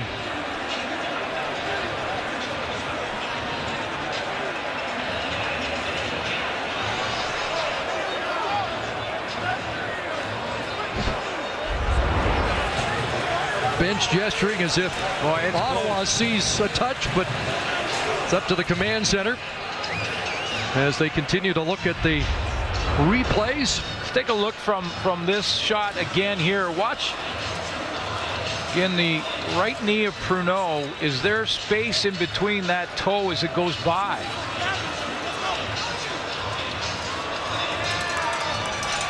I think we've got a verdict. After review, the ruling on the field stands. It's a touchdown for Calgary. So Lamar Durant, who had a pair of touchdowns in the Western Final, has a 33-yard touchdown here as Calgary moves closer.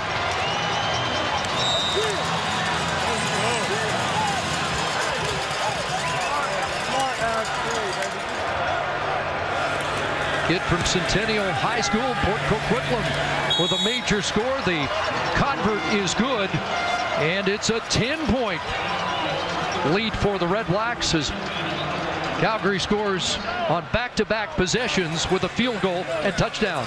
Layered routes here. Bakari Grant on this touchdown by Lamar Durant is the decoy. He's the under, and then Durant on the slant. Antoine Pruneau is the safety here, and he won't make this mistake again. He'll make sure of it and make sure that Lamar Durant or whomever has the football is touched down, but I'm sure he assumed Hightower had touched him and just didn't want to get rolled on. One touchdown in the regular season, 3 in the postseason, and that improves the view for John Hufnagel, the architect. President and general manager. Turned to the league in 2008 from the National Football League. Led the Calgary Stampeders with Henry Burris to this Grey Cup that year. And my favorite coaching speech. Yeah, absolutely. Before the 2008 Grey Cup in Montreal. We got them right where we want them. In Montreal. Hostile crowd. There was your MVP of that game. 10 unanswered points by Calgary here. What does Burris have?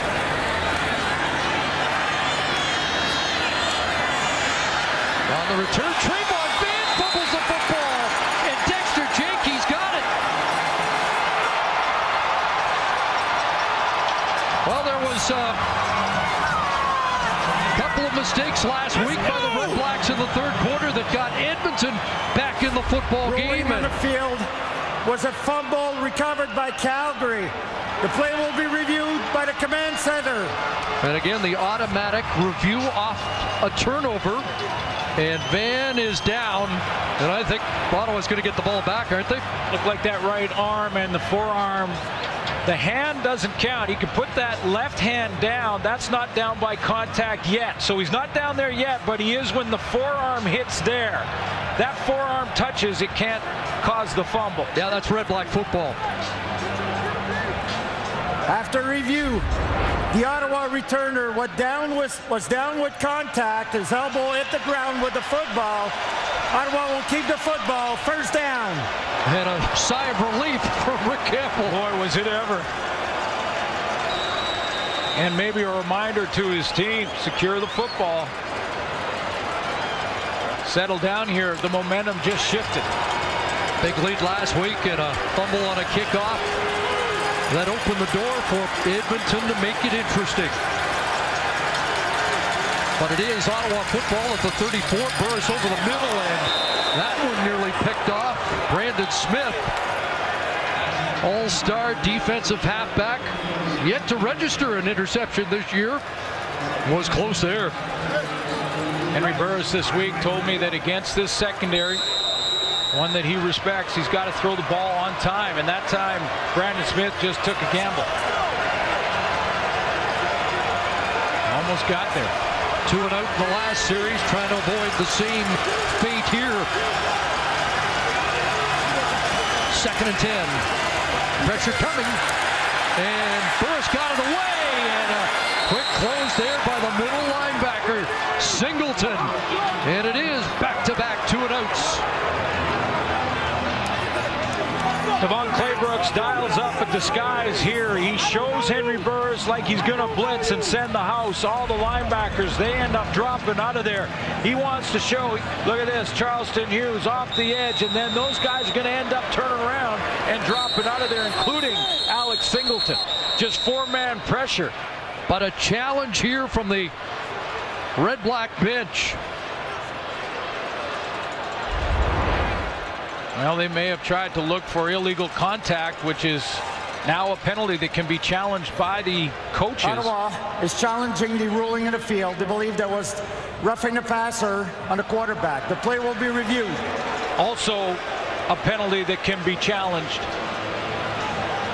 Junior Turner finished it with the tackle, but it looked like Burris was just trying to get rid of the football as he was being hit when he dropped it down to Keenan LaFrance. Second challenge for Ottawa. They won the first. And is it Charleston Hughes? That right hand enough to be ruled a penalty. And I'm watching and continuing to watch if Junior Turner here slams Henry Burris to the ground after he throws it.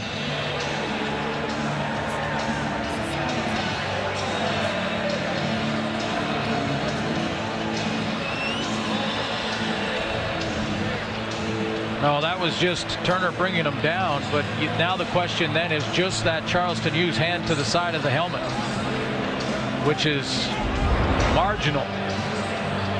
Challenge trying to stem this momentum that the Stampeders are picking up. Top sack man in the league this year, Charleston Hughes, was 1688 in his terrific career with the Stampeders. Yeah, there was absolutely nothing wrong with what Turner did there. So there was no way for him with his arms wrapped around the waist of Henry Burris to know if he had thrown that ball or not, so he just continued to pull him to the ground. So the question is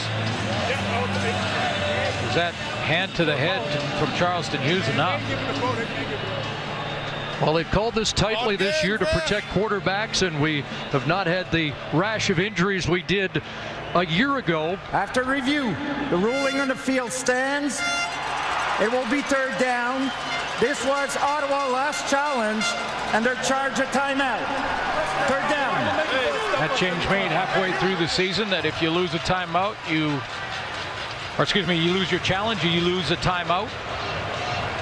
Yeah, I thought that was real marginal, just to graze his head like that from Charleston Hughes. No penalty.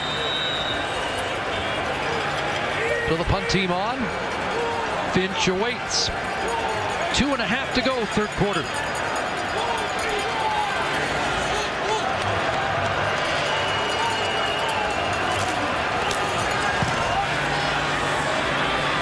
Early's boot fielded by Finch at the 34, 42-yard punt, brought back to the 44-yard line.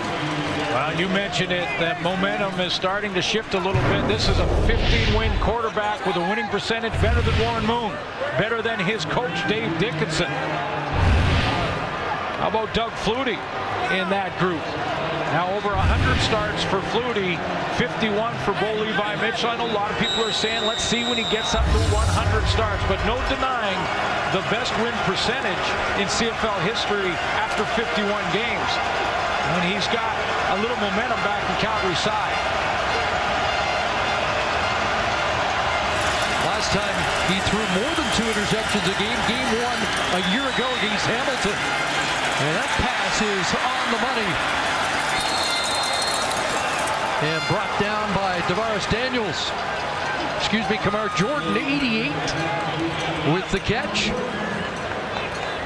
Just once this year in the regular season, Mitchell with 2 interceptions. Mark Nelson, the defense coordinator for Ottawa, Chris, is playing a lot of zone defense right now. So you're going to see layers where Bo Levi Mitchell's trying to flood the zone, put 3 receivers in layers to one side of the field and try and outnumber that zone. The chess match continues. 4 catches for Jordan. First down. Here's Durant.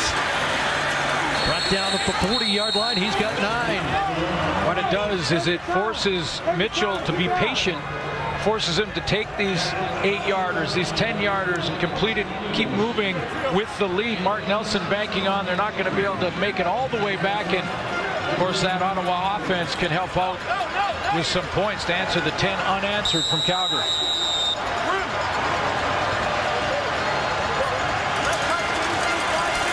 Second and short yardage here. 7 for 12 in second down conversions. See if they look for more than a yard. Well, they hand it to Messam. He's got room. Left side. And Jerome Messam rips off his biggest gain on the ground here in the Grey Cup. As soon as Anthony Parker went in motion and took that outside leverage player, I think it's the corner, Rose, he comes out in motion. You can see Messam spies that corner. There's no one outside there. Terrell Gavins is chasing. He sees the opening on the outside. No containment from the Red-Black defense, and away he goes. So Derek Dennis, the left tackle, the top offensive lineman, just collapsed the edge there. Out of Temple, the same school as the quarterback on the other side, Henry Burris. This O-line averages 6'5", 340. Don't let them start getting this run game rolling.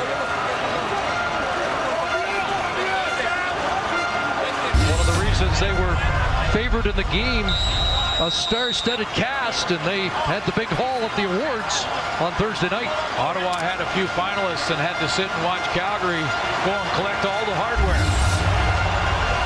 Another similarity to 2008 that Henry Burris noted. When in 08 his team got shut out. There's a catch by Daniels, another first down. Final play, third quarter. And after a rough start to the opening or the third quarter for Calgary, they made a 20-point deficit turn into 10. And knocking at the door again. Should be a terrific finish in the 2016 Grey Cup game from BMO Field in Toronto. It's a touchdown.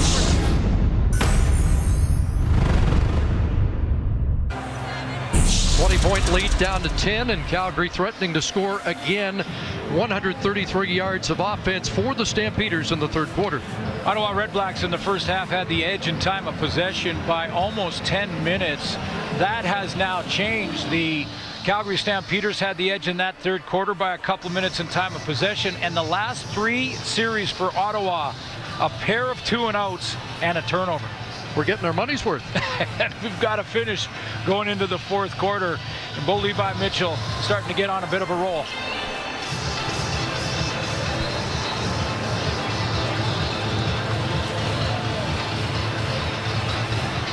Well, Dave Dickinson didn't want any of the talk about heavy favorites. You heard his discussion before the game. And I think any coach will anticipate some rough spots along the way. It's how you handle them, and the Stampeders with more of that in this game than we've seen this year. Have they turned the corner? First and 10 to start the fourth. Ball on the 12. Mitchell quarterback draw. and he can't slice through. Boy, it looked like he was trying to get a matchup with Roy Finch, who in the Western Final played a little bit of tailback for Jerome Messam. Finch was in the backfield and got out there and got a one-on-one with Damaso Munoz, the linebacker. I thought for sure that Bo Levi Mitchell was going there, and then he pulled it down. Looked like he just scrambled up the middle. I'm not sure that was a called quarterback draw. Another good defensive play by Connor Williams, the defensive end. So it's 2nd and 10 from the 12. A lot of time in the end zone, incomplete. Calgary looking for a flag. The intended target was Jordan. Well, Kamar Jordan's got to be careful that he doesn't get a taunting call, because you can't motion to a penalty flag. If you're a receiver, you'll get called on a penalty. Let's see if he's got a complaint here or an argument. He runs a bang route where he goes into the middle and then comes outside and just collides on the outside with Jonathan Rose, the corner. I'm not sure Jonathan Rose even knew he was there, but there was contact. And does he prevent Jordan from getting to the football? And now the challenge flag does come out. And it looks like Dave Dickinson's got a case. Yeah, absolutely. I was going to say it depends on whether or not Dave Dickinson decides to go for it.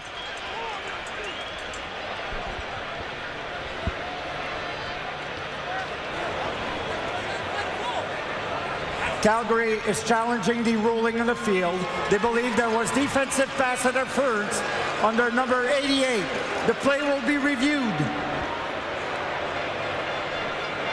Remember the first series of the game, Rick Campbell challenged pass interference down at the goal line, won that challenge. And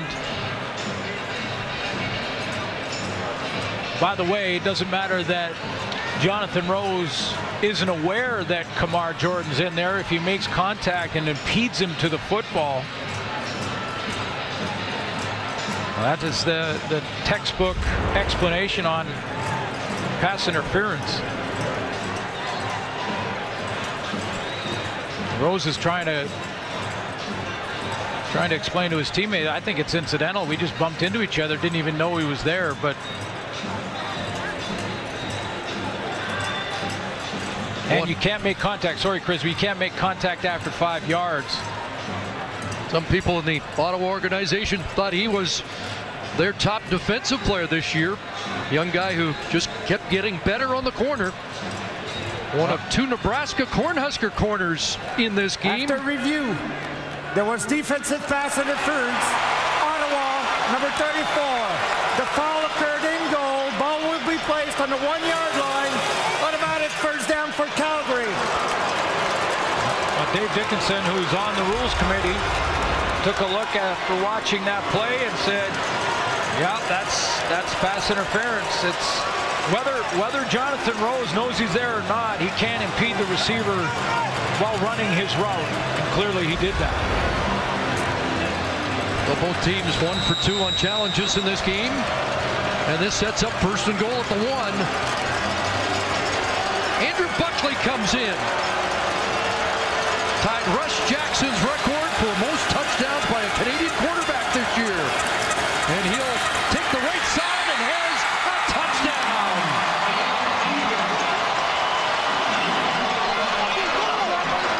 Calgary kid whose family were season ticket holders with the Stampeders, with the major, and that's the happiest the Calgary supporters and management group has been here tonight. Well, I don't think General Manager John Upthall I have ever seen high-fiving fans up in the booth, but yeah, the Calgary Stampeders cue the comeback. Got a 3-point game with this extra point. Field goal and 2 touchdowns on the last 3 possessions. Paredes, who has had trouble this year, has missed another. He missed 7 converts during the year. One of the most reliable field goal kickers in the league. And will that miss come back to haunt Calgary in this game? Celebrating a touchdown. And now down by 4.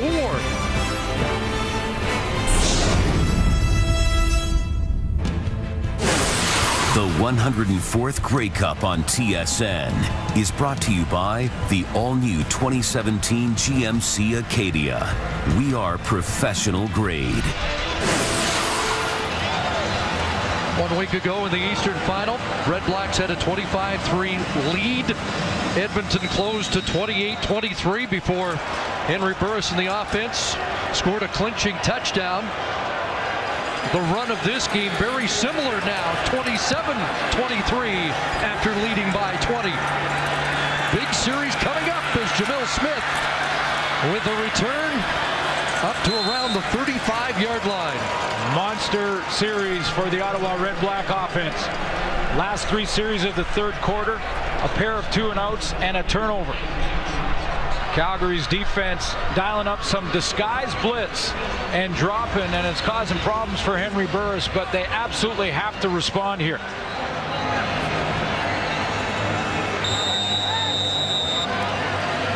Don Claybrooks has done an outstanding job, defensive coordinator, and just signed an extension by reports from Gary Lawless earlier today.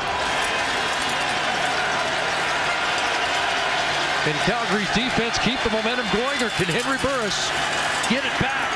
Over the middle, there's a good start for Ottawa. And a catch by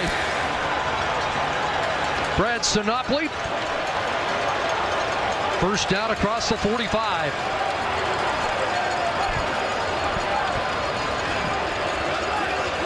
Kreiner checks in.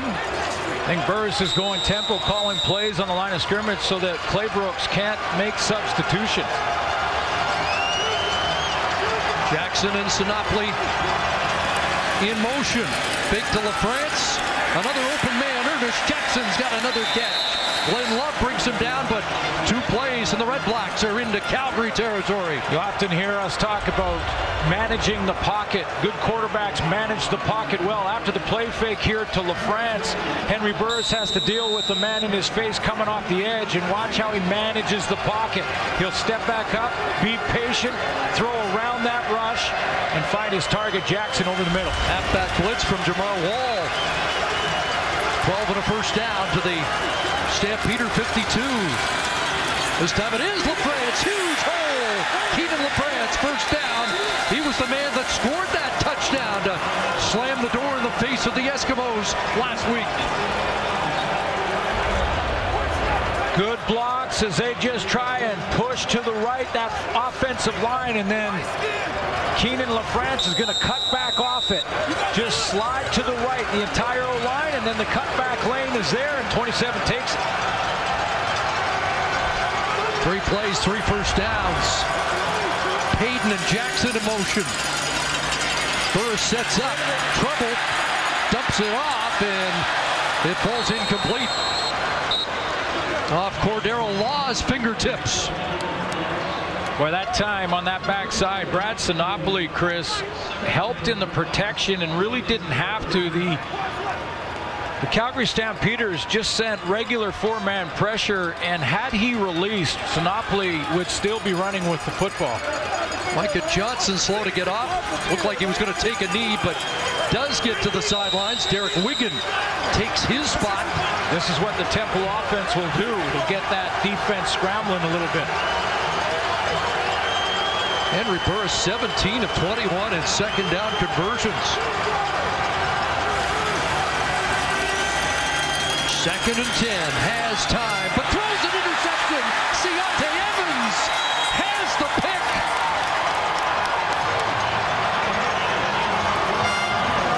I mentioned 2 Nebraska Cornhusker corners. There's the one that plays for Calgary. And it's another takeaway by the Stampeders.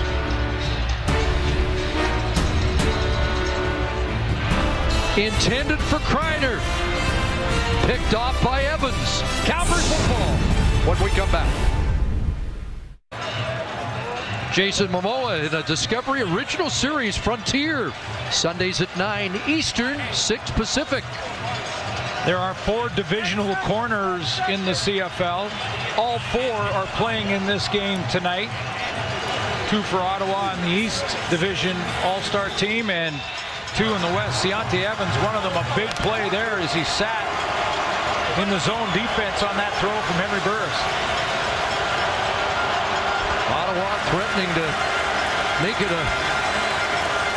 extend the lead, and then Evans comes up with the third takeaway for Calgary. Daniels the catch here. Turnovers even at 3 apiece. There's Ciante Evans right there. Now watch how he holds this route here and then opens up to the curl. This is curl to flat coverage by Evans.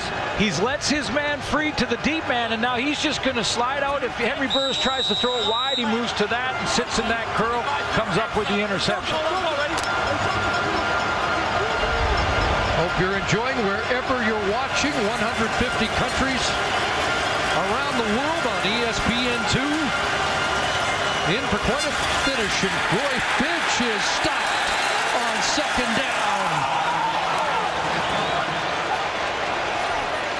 Finch, who had a terrific West Final, as the door slammed there. 5 carries, 49 last week against BC, but nothing here. Big play by that right side of the defense, and Taylor Reed, former Calgary Stampeder, just scrapes to that one in a big way. That was the strength of the O-line, and Derek Dennis and Shane Bergman on the left side, and the defense coordinator Mark Nelson loved the play of his middle linebacker there.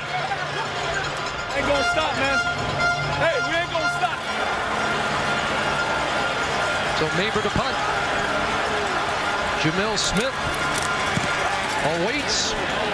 Maber angles that, and Smith at the 33. Return up around the 40. Decent field position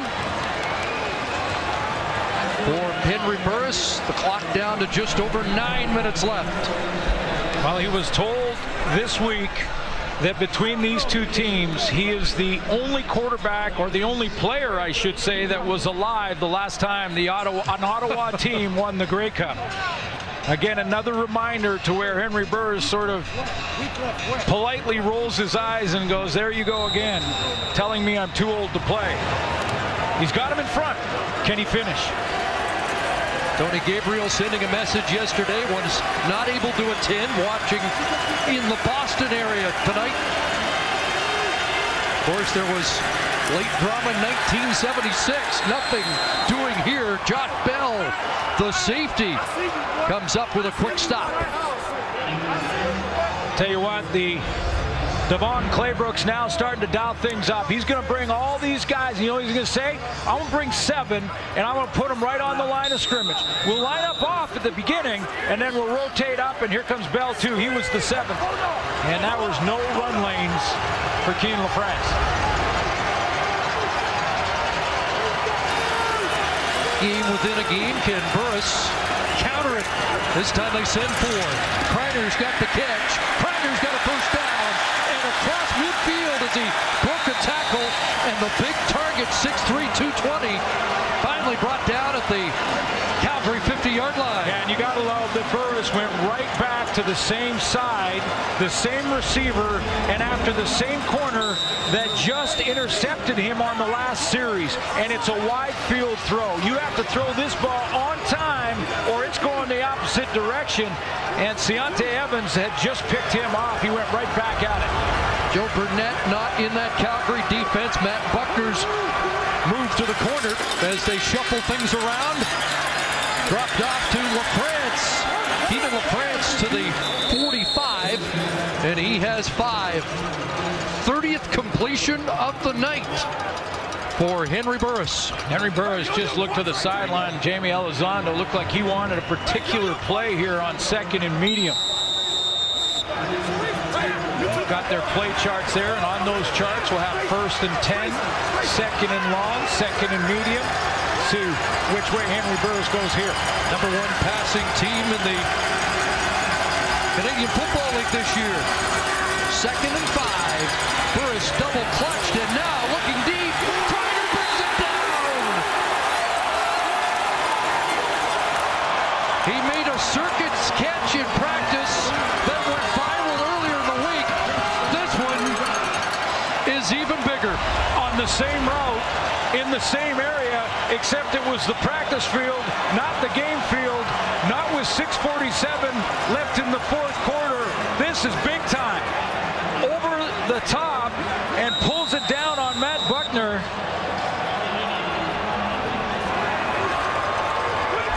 7-yard play. Over 400 for Burris, first and goal.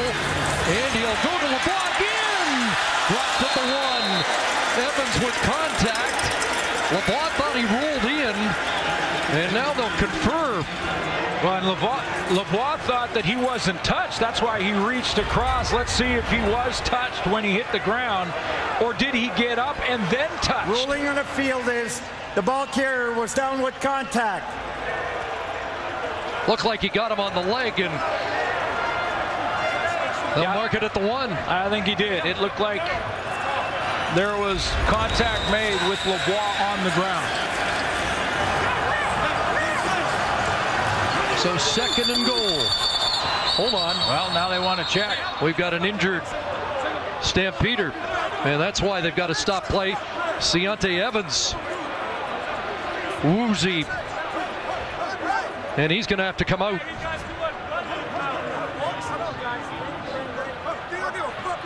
So first Joe Burnett and now Evans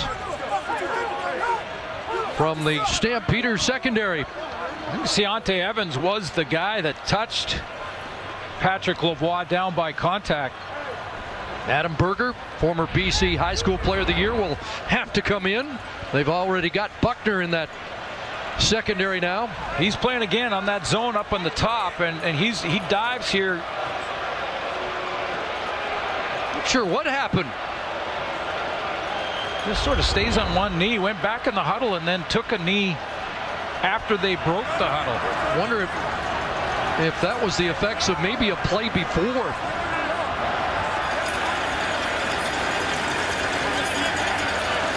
They'll have to come out now for 3 plays at least.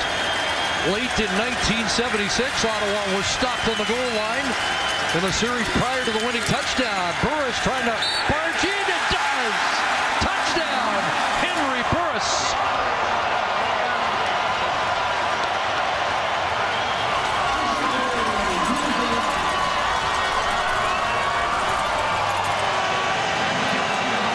Well, it's set up by a huge catch by Jerron Kreiner down the sideline. Finished a little second effort from Henry Burris right here. It looked like he was stopped there initially, but he kept digging, kept battling like he's done his entire career, and crosses that goal line. Second touchdown of the game for Burris. It makes it a 2-score lead once again. Oh, he was stopped there initially, Chris. You could see it, that good surge, but falls off the right of the pile and extends. One of my favorite stats about Henry Burris, not only third all-time in passing yardage, he is the active leader in the Canadian Football League in rushing yards. 5,653 yards on the ground. And a couple of touchdowns here. Early misses. The extra points of both place kickers have missed. How costly will that be? A big touchdown for Burris. Jeff Hunt celebrates. His Redblacks lead by 10. 5:38 on the clock. 10-point lead, Ottawa. Let's head to the sidelines. Here's Matthew Schnetti. When the offense came off, CC Keenan LaFrance screamed out into the crowd, "They can't handle us." Henry Burris, though, went right to offensive coordinator Jamie Elizondo, right to the tablet. Clearly the work isn't over. Now over to Calgary sidelines and Sarah. Thanks, Matthew. A wide range of emotions over here on the sidelines. Highs and lows. We're seeing both of them. Bo Levi Mitchell spent a ton of time on the iPad with his quarterbacks coach Ryan Dinwiddie and then conferring with his receivers as they get ready to take for another offensive series. These two teams went to overtime the first time they met this year. And it finished in a 26-all tie. It won't finish tied tonight. The hourglass, there's a lot of sand in it right now. 5:38. There's plenty of time in this game. Medeiros kicks it off, and it's Finch from inside his 10. Speedy Roy Finch been contained pretty well in this game by the Ottawa special teams. Just out beyond the 35. Really no panic by any stretch the imagination for Bo Levi Mitchell. Down by 10, 2-possession game, lots of time. Mentioned the BC Lion game where they were down by 15 with under 3 minutes to play. Taylor Reed out of the defense here for the Redblacks. Munoz in the middle. Mitchell at 268 passing yards in the game. And going to Durant here for a catch. And Lamar Durant, who has a touchdown, has a first down here for Calgary at the 50.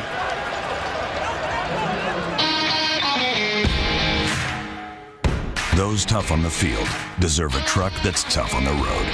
The 2016 GMC Sierra. First down, Stampeders. They'll flip it out to Messam, and he gets tripped up. Abdul Kanay, last year an all CFL defensive halfback, makes a big-time play. Made the Eastern All-Star team again this year, and boy, did he close quickly on Jerome Messam. Shot like a cannon out of that backfield, out of that secondary, and trips him up. Right now, the Redblacks are going with 6 defensive backs. Mitchell to the wide side and can't get it to Parker. Incomplete. Mitchell looked at the official like he might have wanted a roughing the passer call. Had a Redblack in his face as he tried to throw it outside. Looked like Cleon Lang. Third down outside of 4 minutes, and the offense is staying on the field. Surprised me a little bit. I am. It's way early. Especially on 3rd and 10, 3rd and 3, 3rd and 2. You think maybe you take a shot at it then. But there's still plenty of time left. Big play upcoming. 3rd and about 11. Mitchell throws. He's got the man right at the stick. And Kamar Jordan, where do they spot it? Is that enough? It's not going to be. Or is it? It is by the... Oh, yeah. Chain Gang threw us a curveball there, but it is just enough, it looks like. Yeah, Kamar Jordan here, Chris, is going to go about 3 yards past the marker on this comeback and then turn and come back. So even when he has to step back 2-3 feet, he comes still right at that first down marker. He knew exactly where it was, the timing on the throw, bang on. What a call by Dave Dickinson, 5th catch for Jordan. A pump from Mitchell looking for Durant, and that one incomplete. And closest man to it was Hightower. It's like there was some indecision on behalf of Lamar Durant on that route. He wasn't sure if he was going to throw that corner or go to the post with it. Either way, 2 defenders back there.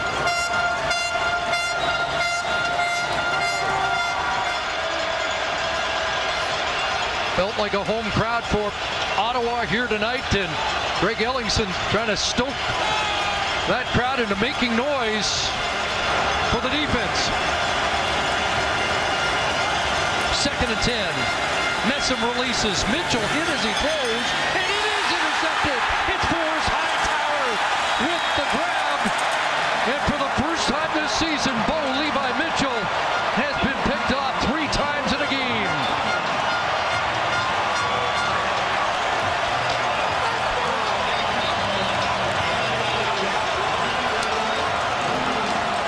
Corner road here, and the timing was off. Bo Levi Mitchell just waited a little too long on the corner route and gave Forrest Hightower a chance to track this football and get underneath it.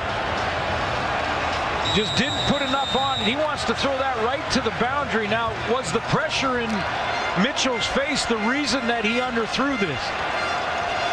But a nice play, high point in the ball by Forrest Hightower. Just over 3 minutes left.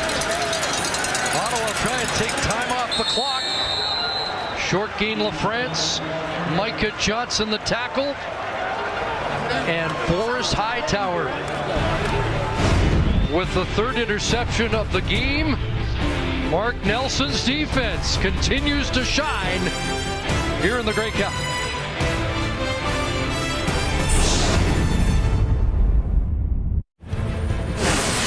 The 104th Grey Cup on TSN is brought to you by Shaw, proud sponsor and fan of the CFL.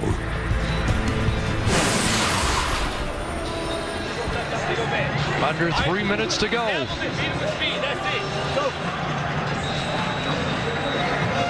Mitchell continues to direct traffic on the Calgary sideline, but Ottawa's got the football. 2nd and 8.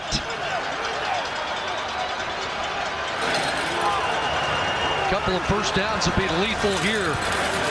Burris looks one way and the other.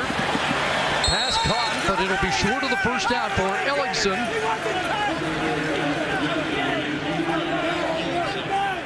And it's going to be 3rd and about 3. I noticed on that shot of the Redblacks bench, Chris, there were a few defenders there watching Henry Burris on the field, looking at the clock. Too early for Ottawa to be looking at that 2:34 and watch that time run off the clock. Still work to do here to finish what would be one of the biggest upsets in Grey Cup history.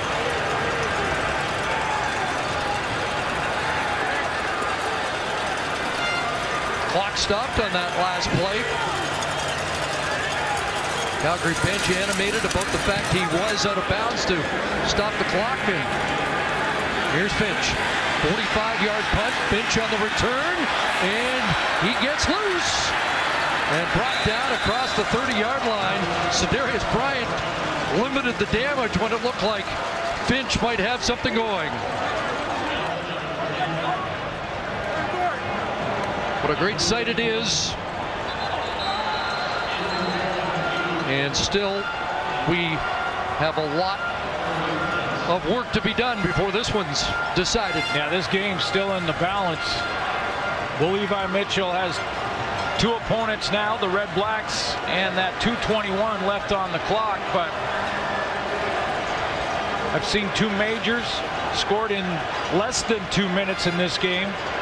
The slogan for so many years in the CFL, no lead is safe. This Ottawa Redblack defense, though, has made plays. They've made plays in the secondary.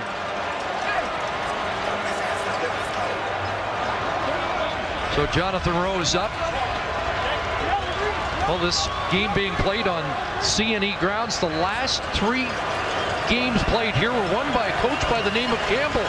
The previous 2 by a team from Ottawa. Before that, Calgary lost to Montreal in 1970, and before that, Ottawa beat Calgary. So you wonder, is this just a tough place for Calgary to play, or was Ottawa maybe destined? Bo Levi Mitchell going to try to change the script here with just over 2 minutes to go, and how about the determination of Jerome Messam? Well, he's reaching deep down. He knows that you got to make the best of everything now. Every single play, get every yard you can. Now he does want to try and get out of bounds here at the end of this run.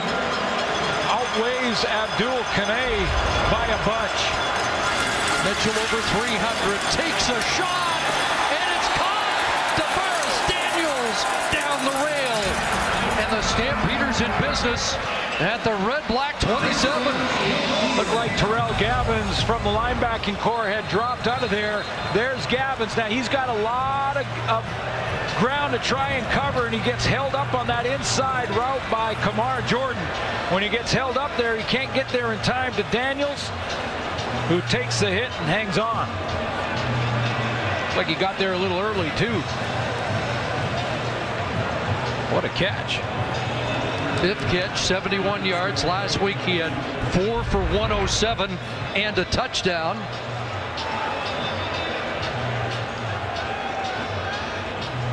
Moten Hopkins shaken up. Only 2 episodes left till the season finale, and everyone is a target. All new Designated Survivor, Wednesday at 10, 9 Central on CTV.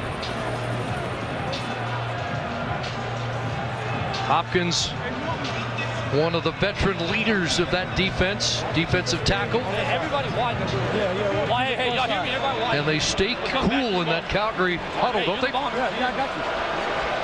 Burris had the ball in that last series. I saw Bo Levi Mitchell talking to his receiver saying, that's it. Can't afford any more mistakes. He still has lots of time. Redblacks have been rotating 4 defensive tackles, so Hopkins comes out. Cleon Lang is in. 1st and 10 when Hopkins gets to the sidelines. Calgary won over Ottawa 48-12-7. It was 24-21 for Ottawa over Calgary in 1968. Who wins the extended rubber match? Mitchell over the middle, and Jordan can't make a circus catch. 6-man pressure from Ottawa, the 6 being former Stampeder Taylor Reed. He comes on the blitz now. It's blocked up initially, and Mitchell just misses his target. He knows he can't block them all. He's outnumbered.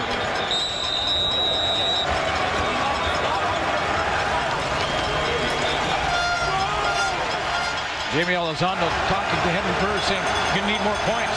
Just may need more. 2nd and 10. Over the middle, Mitchell caught by Daniel short of the 1st down. It's going to bring up 3rd down. Abdul Kane in the middle of the stop for the Redblacks. Still a 10-point game. You can take the field goal now knowing you need 2 scores, 2 possessions, but this close, tempting for Dave Dickinson to go ahead and try and go on 3rd down. Rick Campbell's going to have to take a timeout. Confusion there as he had players running off the field. Forrest Hightower, but he had to take it. There would have been too many on the field or not enough. There was just too much confusion. Now Hightower returns. They send out Zach Evans. I think maybe they expected Calgary to kick the field goal here.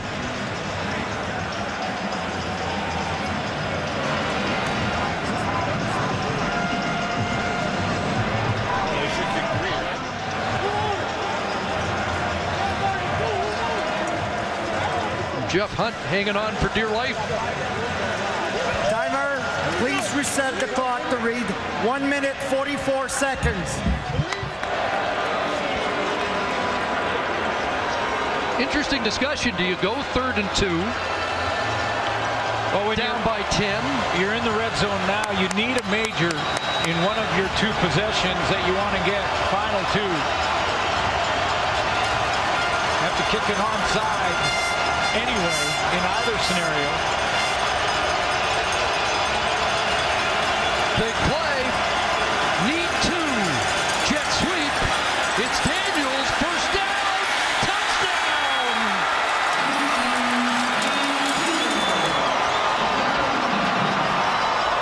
A 19-yard touchdown for Daniels. Strategy worked and a gutsy call from Dave Dickinson. Why is it gutsy? Because when you're asking a player to go laterally along the line of scrimmage like that, it gives the defenders a chance to cut him off and tackle him for a loss. But DeVaris Daniels made up his mind immediately when he took the football that he was going for the corner. He was going for the edge and trying to outflank the Redblacks. Gets it done. They get the major. Big convert from Paredes. This time, no mistake. 3-point game. 98 seconds on the clock. 5 plays, 78 yards, and a touchdown to get them within 3. Well, you've got Jerome Messam in the backfield, and you go wide sweep, fly sweep to the receiver going across the line of scrimmage. Gutsy call by Dickinson. Works in a big way. His general manager loves the call and the result. We got a 3-point game.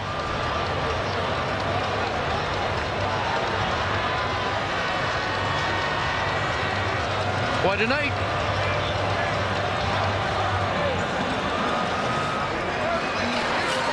Remember the question to Rick Campbell. If you had the lead with under 3 minutes to go, would you take it? He's got it. He's got it. Now he's just got to run it out. Can they put together a drive to take a minute 38 away? Just a 43-second drive for Calgary.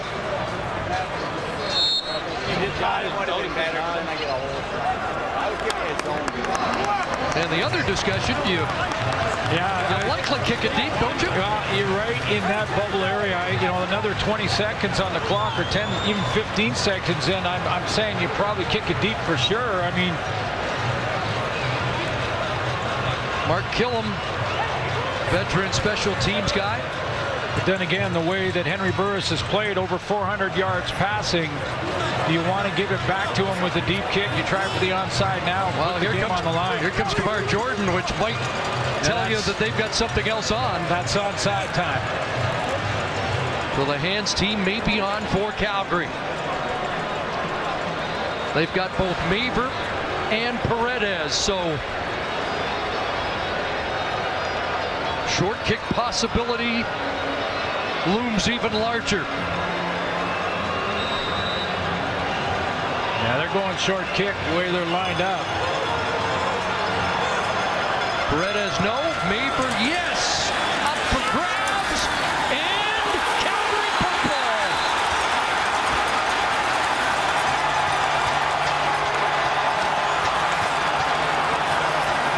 Glenn Love comes up with it. And Russ Jackson and Henry Burris don't like the end result. Usually sure-handed Brad Sinopoli, unable to bring it down. Glenn Love went up with him and just fought him for the football. Watch how he kind of just bumps the right arm of Sinopoli. He can't make the clean catch. Russ Jackson can't believe it.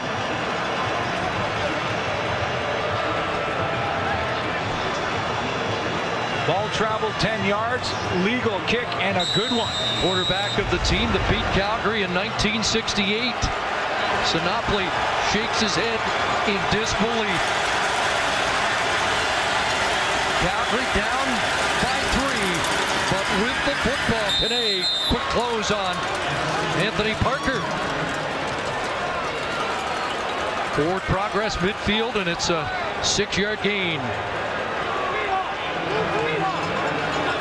No huddle, 2nd and 4.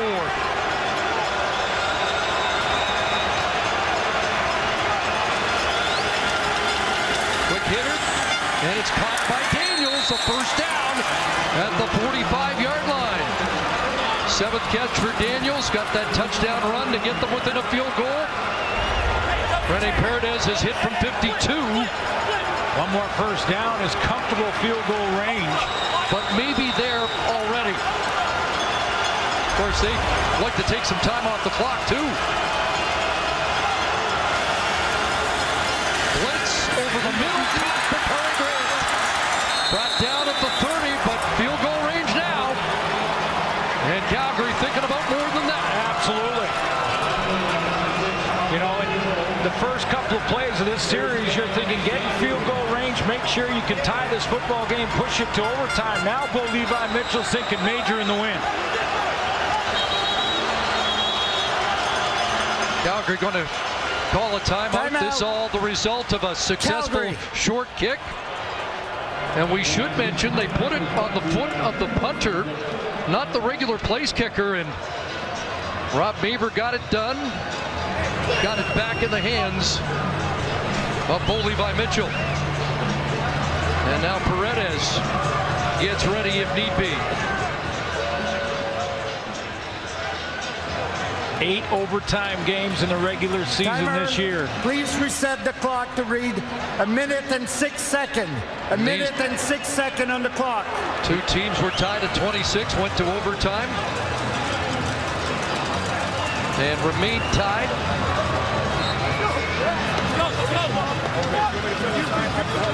As we said off the top, the Calgary Stampeders hit the field with heavy hearts.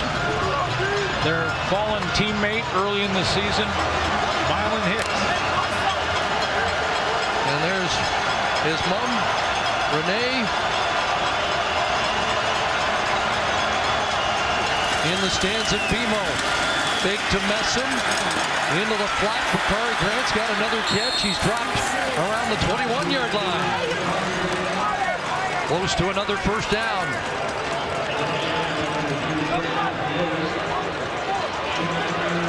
"21 yards away from a Grey Cup victory."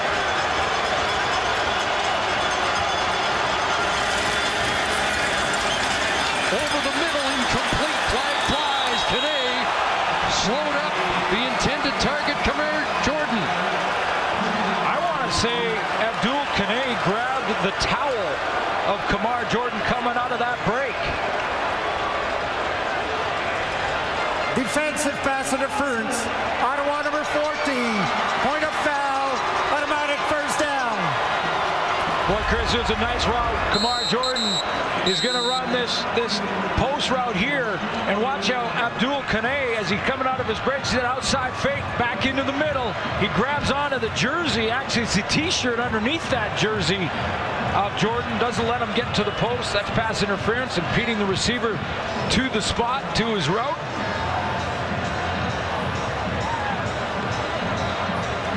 Okay. Jordan just pointing to the official, saying, yeah. And that puts it inside the 10. Second pass interference call drawn by Jordan in the game. Connor Williams, who has had a terrific night for Ottawa, is helped off. Andrew Marshall will take his spot. Mark Nelson, normally you will send pressure inside the 10-yard line. Defensive coordinator Mark Nelson now has got a couple of injuries. He's got to try and disrupt this from Bo Levi Mitchell, and if they go to run, they cover the run lanes with a blitz. 3 for 3 in the red zone tonight. Messam time, straight ahead. Jerome Messam plowing down around the 2 before he gets held up.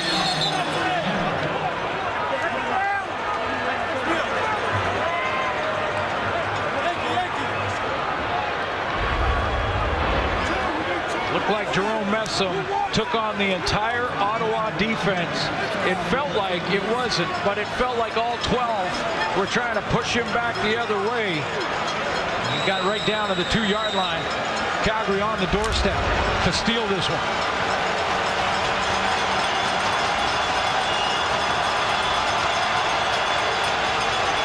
Buckley comes back in. 2nd and goal. Rolling, tripped up at the 4. Abdul Kane with the play.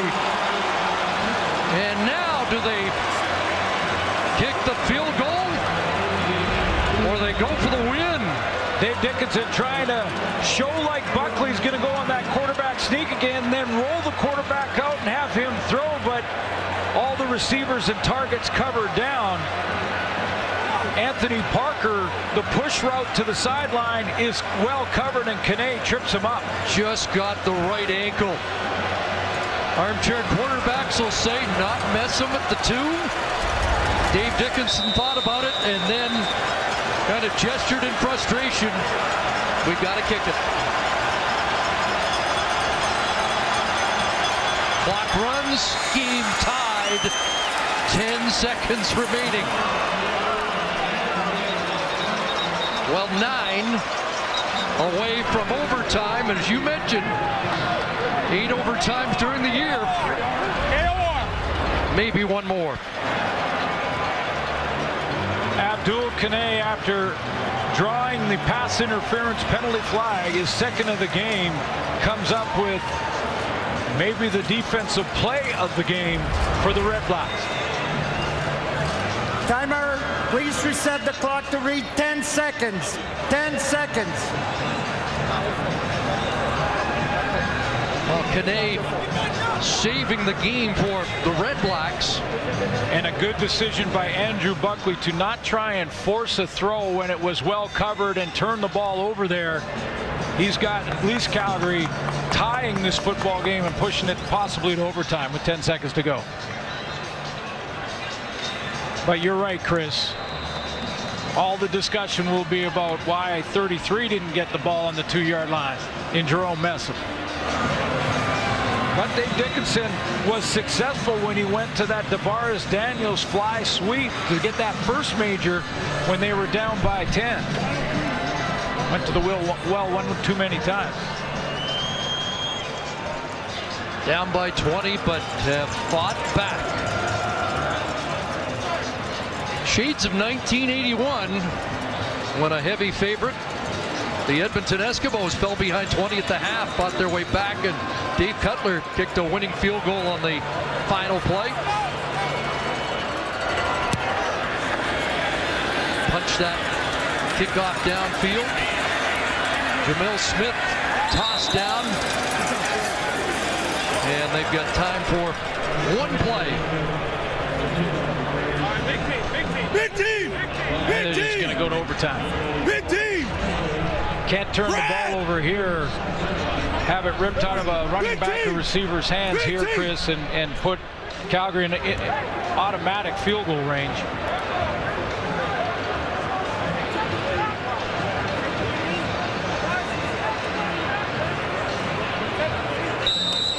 Taking this one to overtime. 2005 went to overtime. Edmonton prevailing against Montreal. Let's go! And they'll make them snap it one more time. We break the fuck you! All that motherfucker! No, fuck that! Fuck that! Fuck that! Fucking shit, dog! 60 minutes doesn't solve it. Overtime awaits in the 104th Grey Cup game.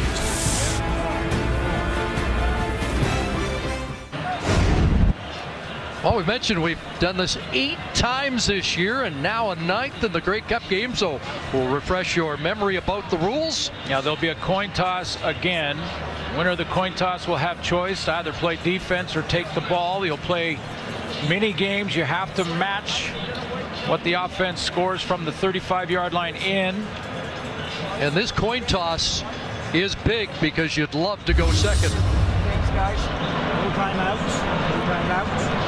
Challenger coming from upstairs. And if you score a touchdown, you must go for 2. Okay?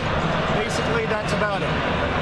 And whoever, if we go for more than 2 mini games, you're gonna be, number 3 will be your choice, number 4 will be yours. Okay? And if we go to this, when we go to the second one, if we go to a second one, we're gonna change side. Okay? Yes, sir. So you're gonna let me know? So this decision stands for the first 2 games? Yes. This is the only coin toss we'll have for the remaining of the game.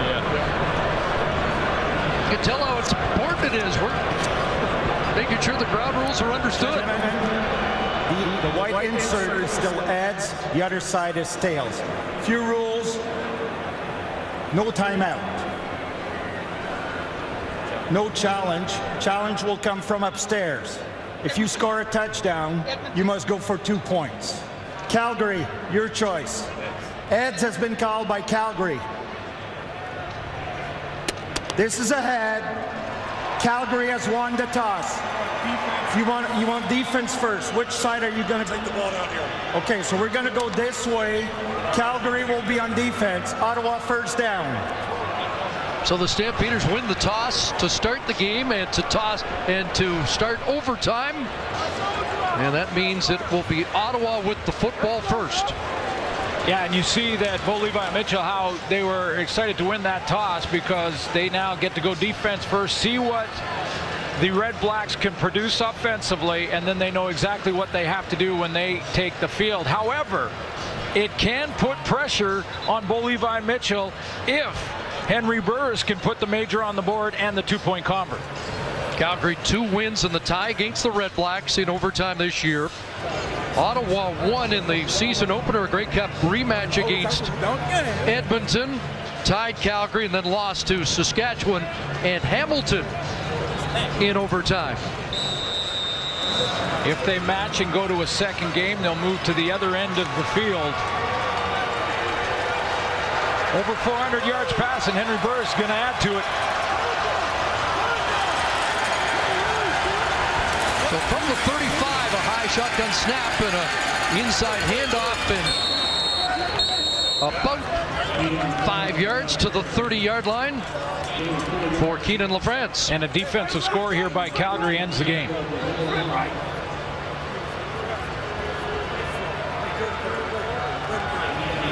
Remember, it was a defensive play by Tommy Campbell that clinched that comeback overtime win against BC earlier this year. 2nd and 5. And an open man, Ernest Jackson, has the catch and is bumped out around the 19-yard line. Fresh set of downs for the Redblacks. Nice, precise outcut here from Ernest Jackson. Left side of your formation. On-time throw from Henry Burris. He comes out of that jam and is open. Redblacks have gone 4 for 4 in the red zone tonight. Start with LaFrance again. And he gets bottled up. Short gain there. Not much as Micah Johnson. Glenn Love stepped up there too in that linebacking core for Calgary, playing for the injured Deron Mayo, who's on having a tremendous season when he was hurt real late once Calgary had already clinched. Junior Turner to the sidelines. Garrett Davis into the game on defense. 2nd and 9. Don't want to settle for 3 if they can help it. Big over the middle, open man, Ernest Jackson, touchdown!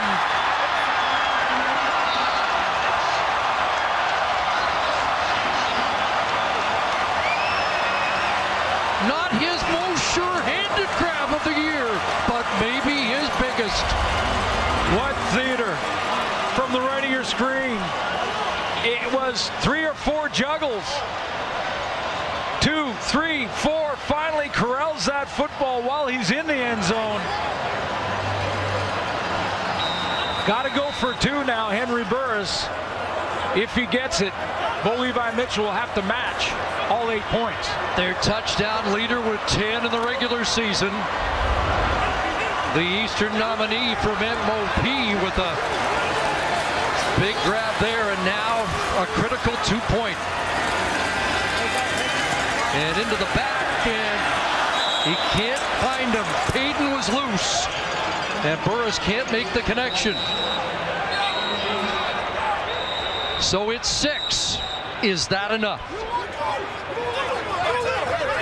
And we got a little something going on. Micah Johnson was really chirping at the end of regulation time, and looks like he's involved again. Take you back to that 2-point convert, and Khalil Payton trying to come out of his corner route there. I thought Henry Burris had him wide open. This is a spot he wants to throw it to here. And he threw it, I think, right where he wanted to, and just a little bit late getting out of his break is Khalil Payton. And let's take one more look at Ernest Jackson. Double clutch it here over the middle.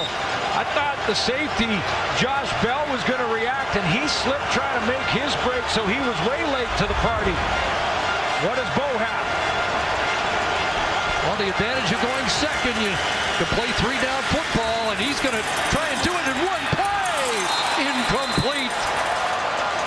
Kamar Jordan had a shot at it, couldn't bring it down. Yeah, you're absolutely right, Chris. 3-down football for Calgary Stampeders here. They've got to get the major. Hughes go upstairs in overtime. Hightower in coverage. Looking at the ball, playing the football. He has equal right to it. That's good coverage.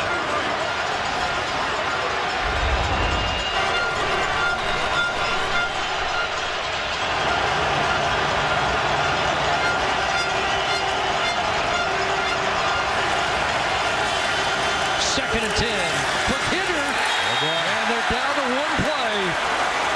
Pass incomplete. Behind the intended target, Jordan. 3rd and 10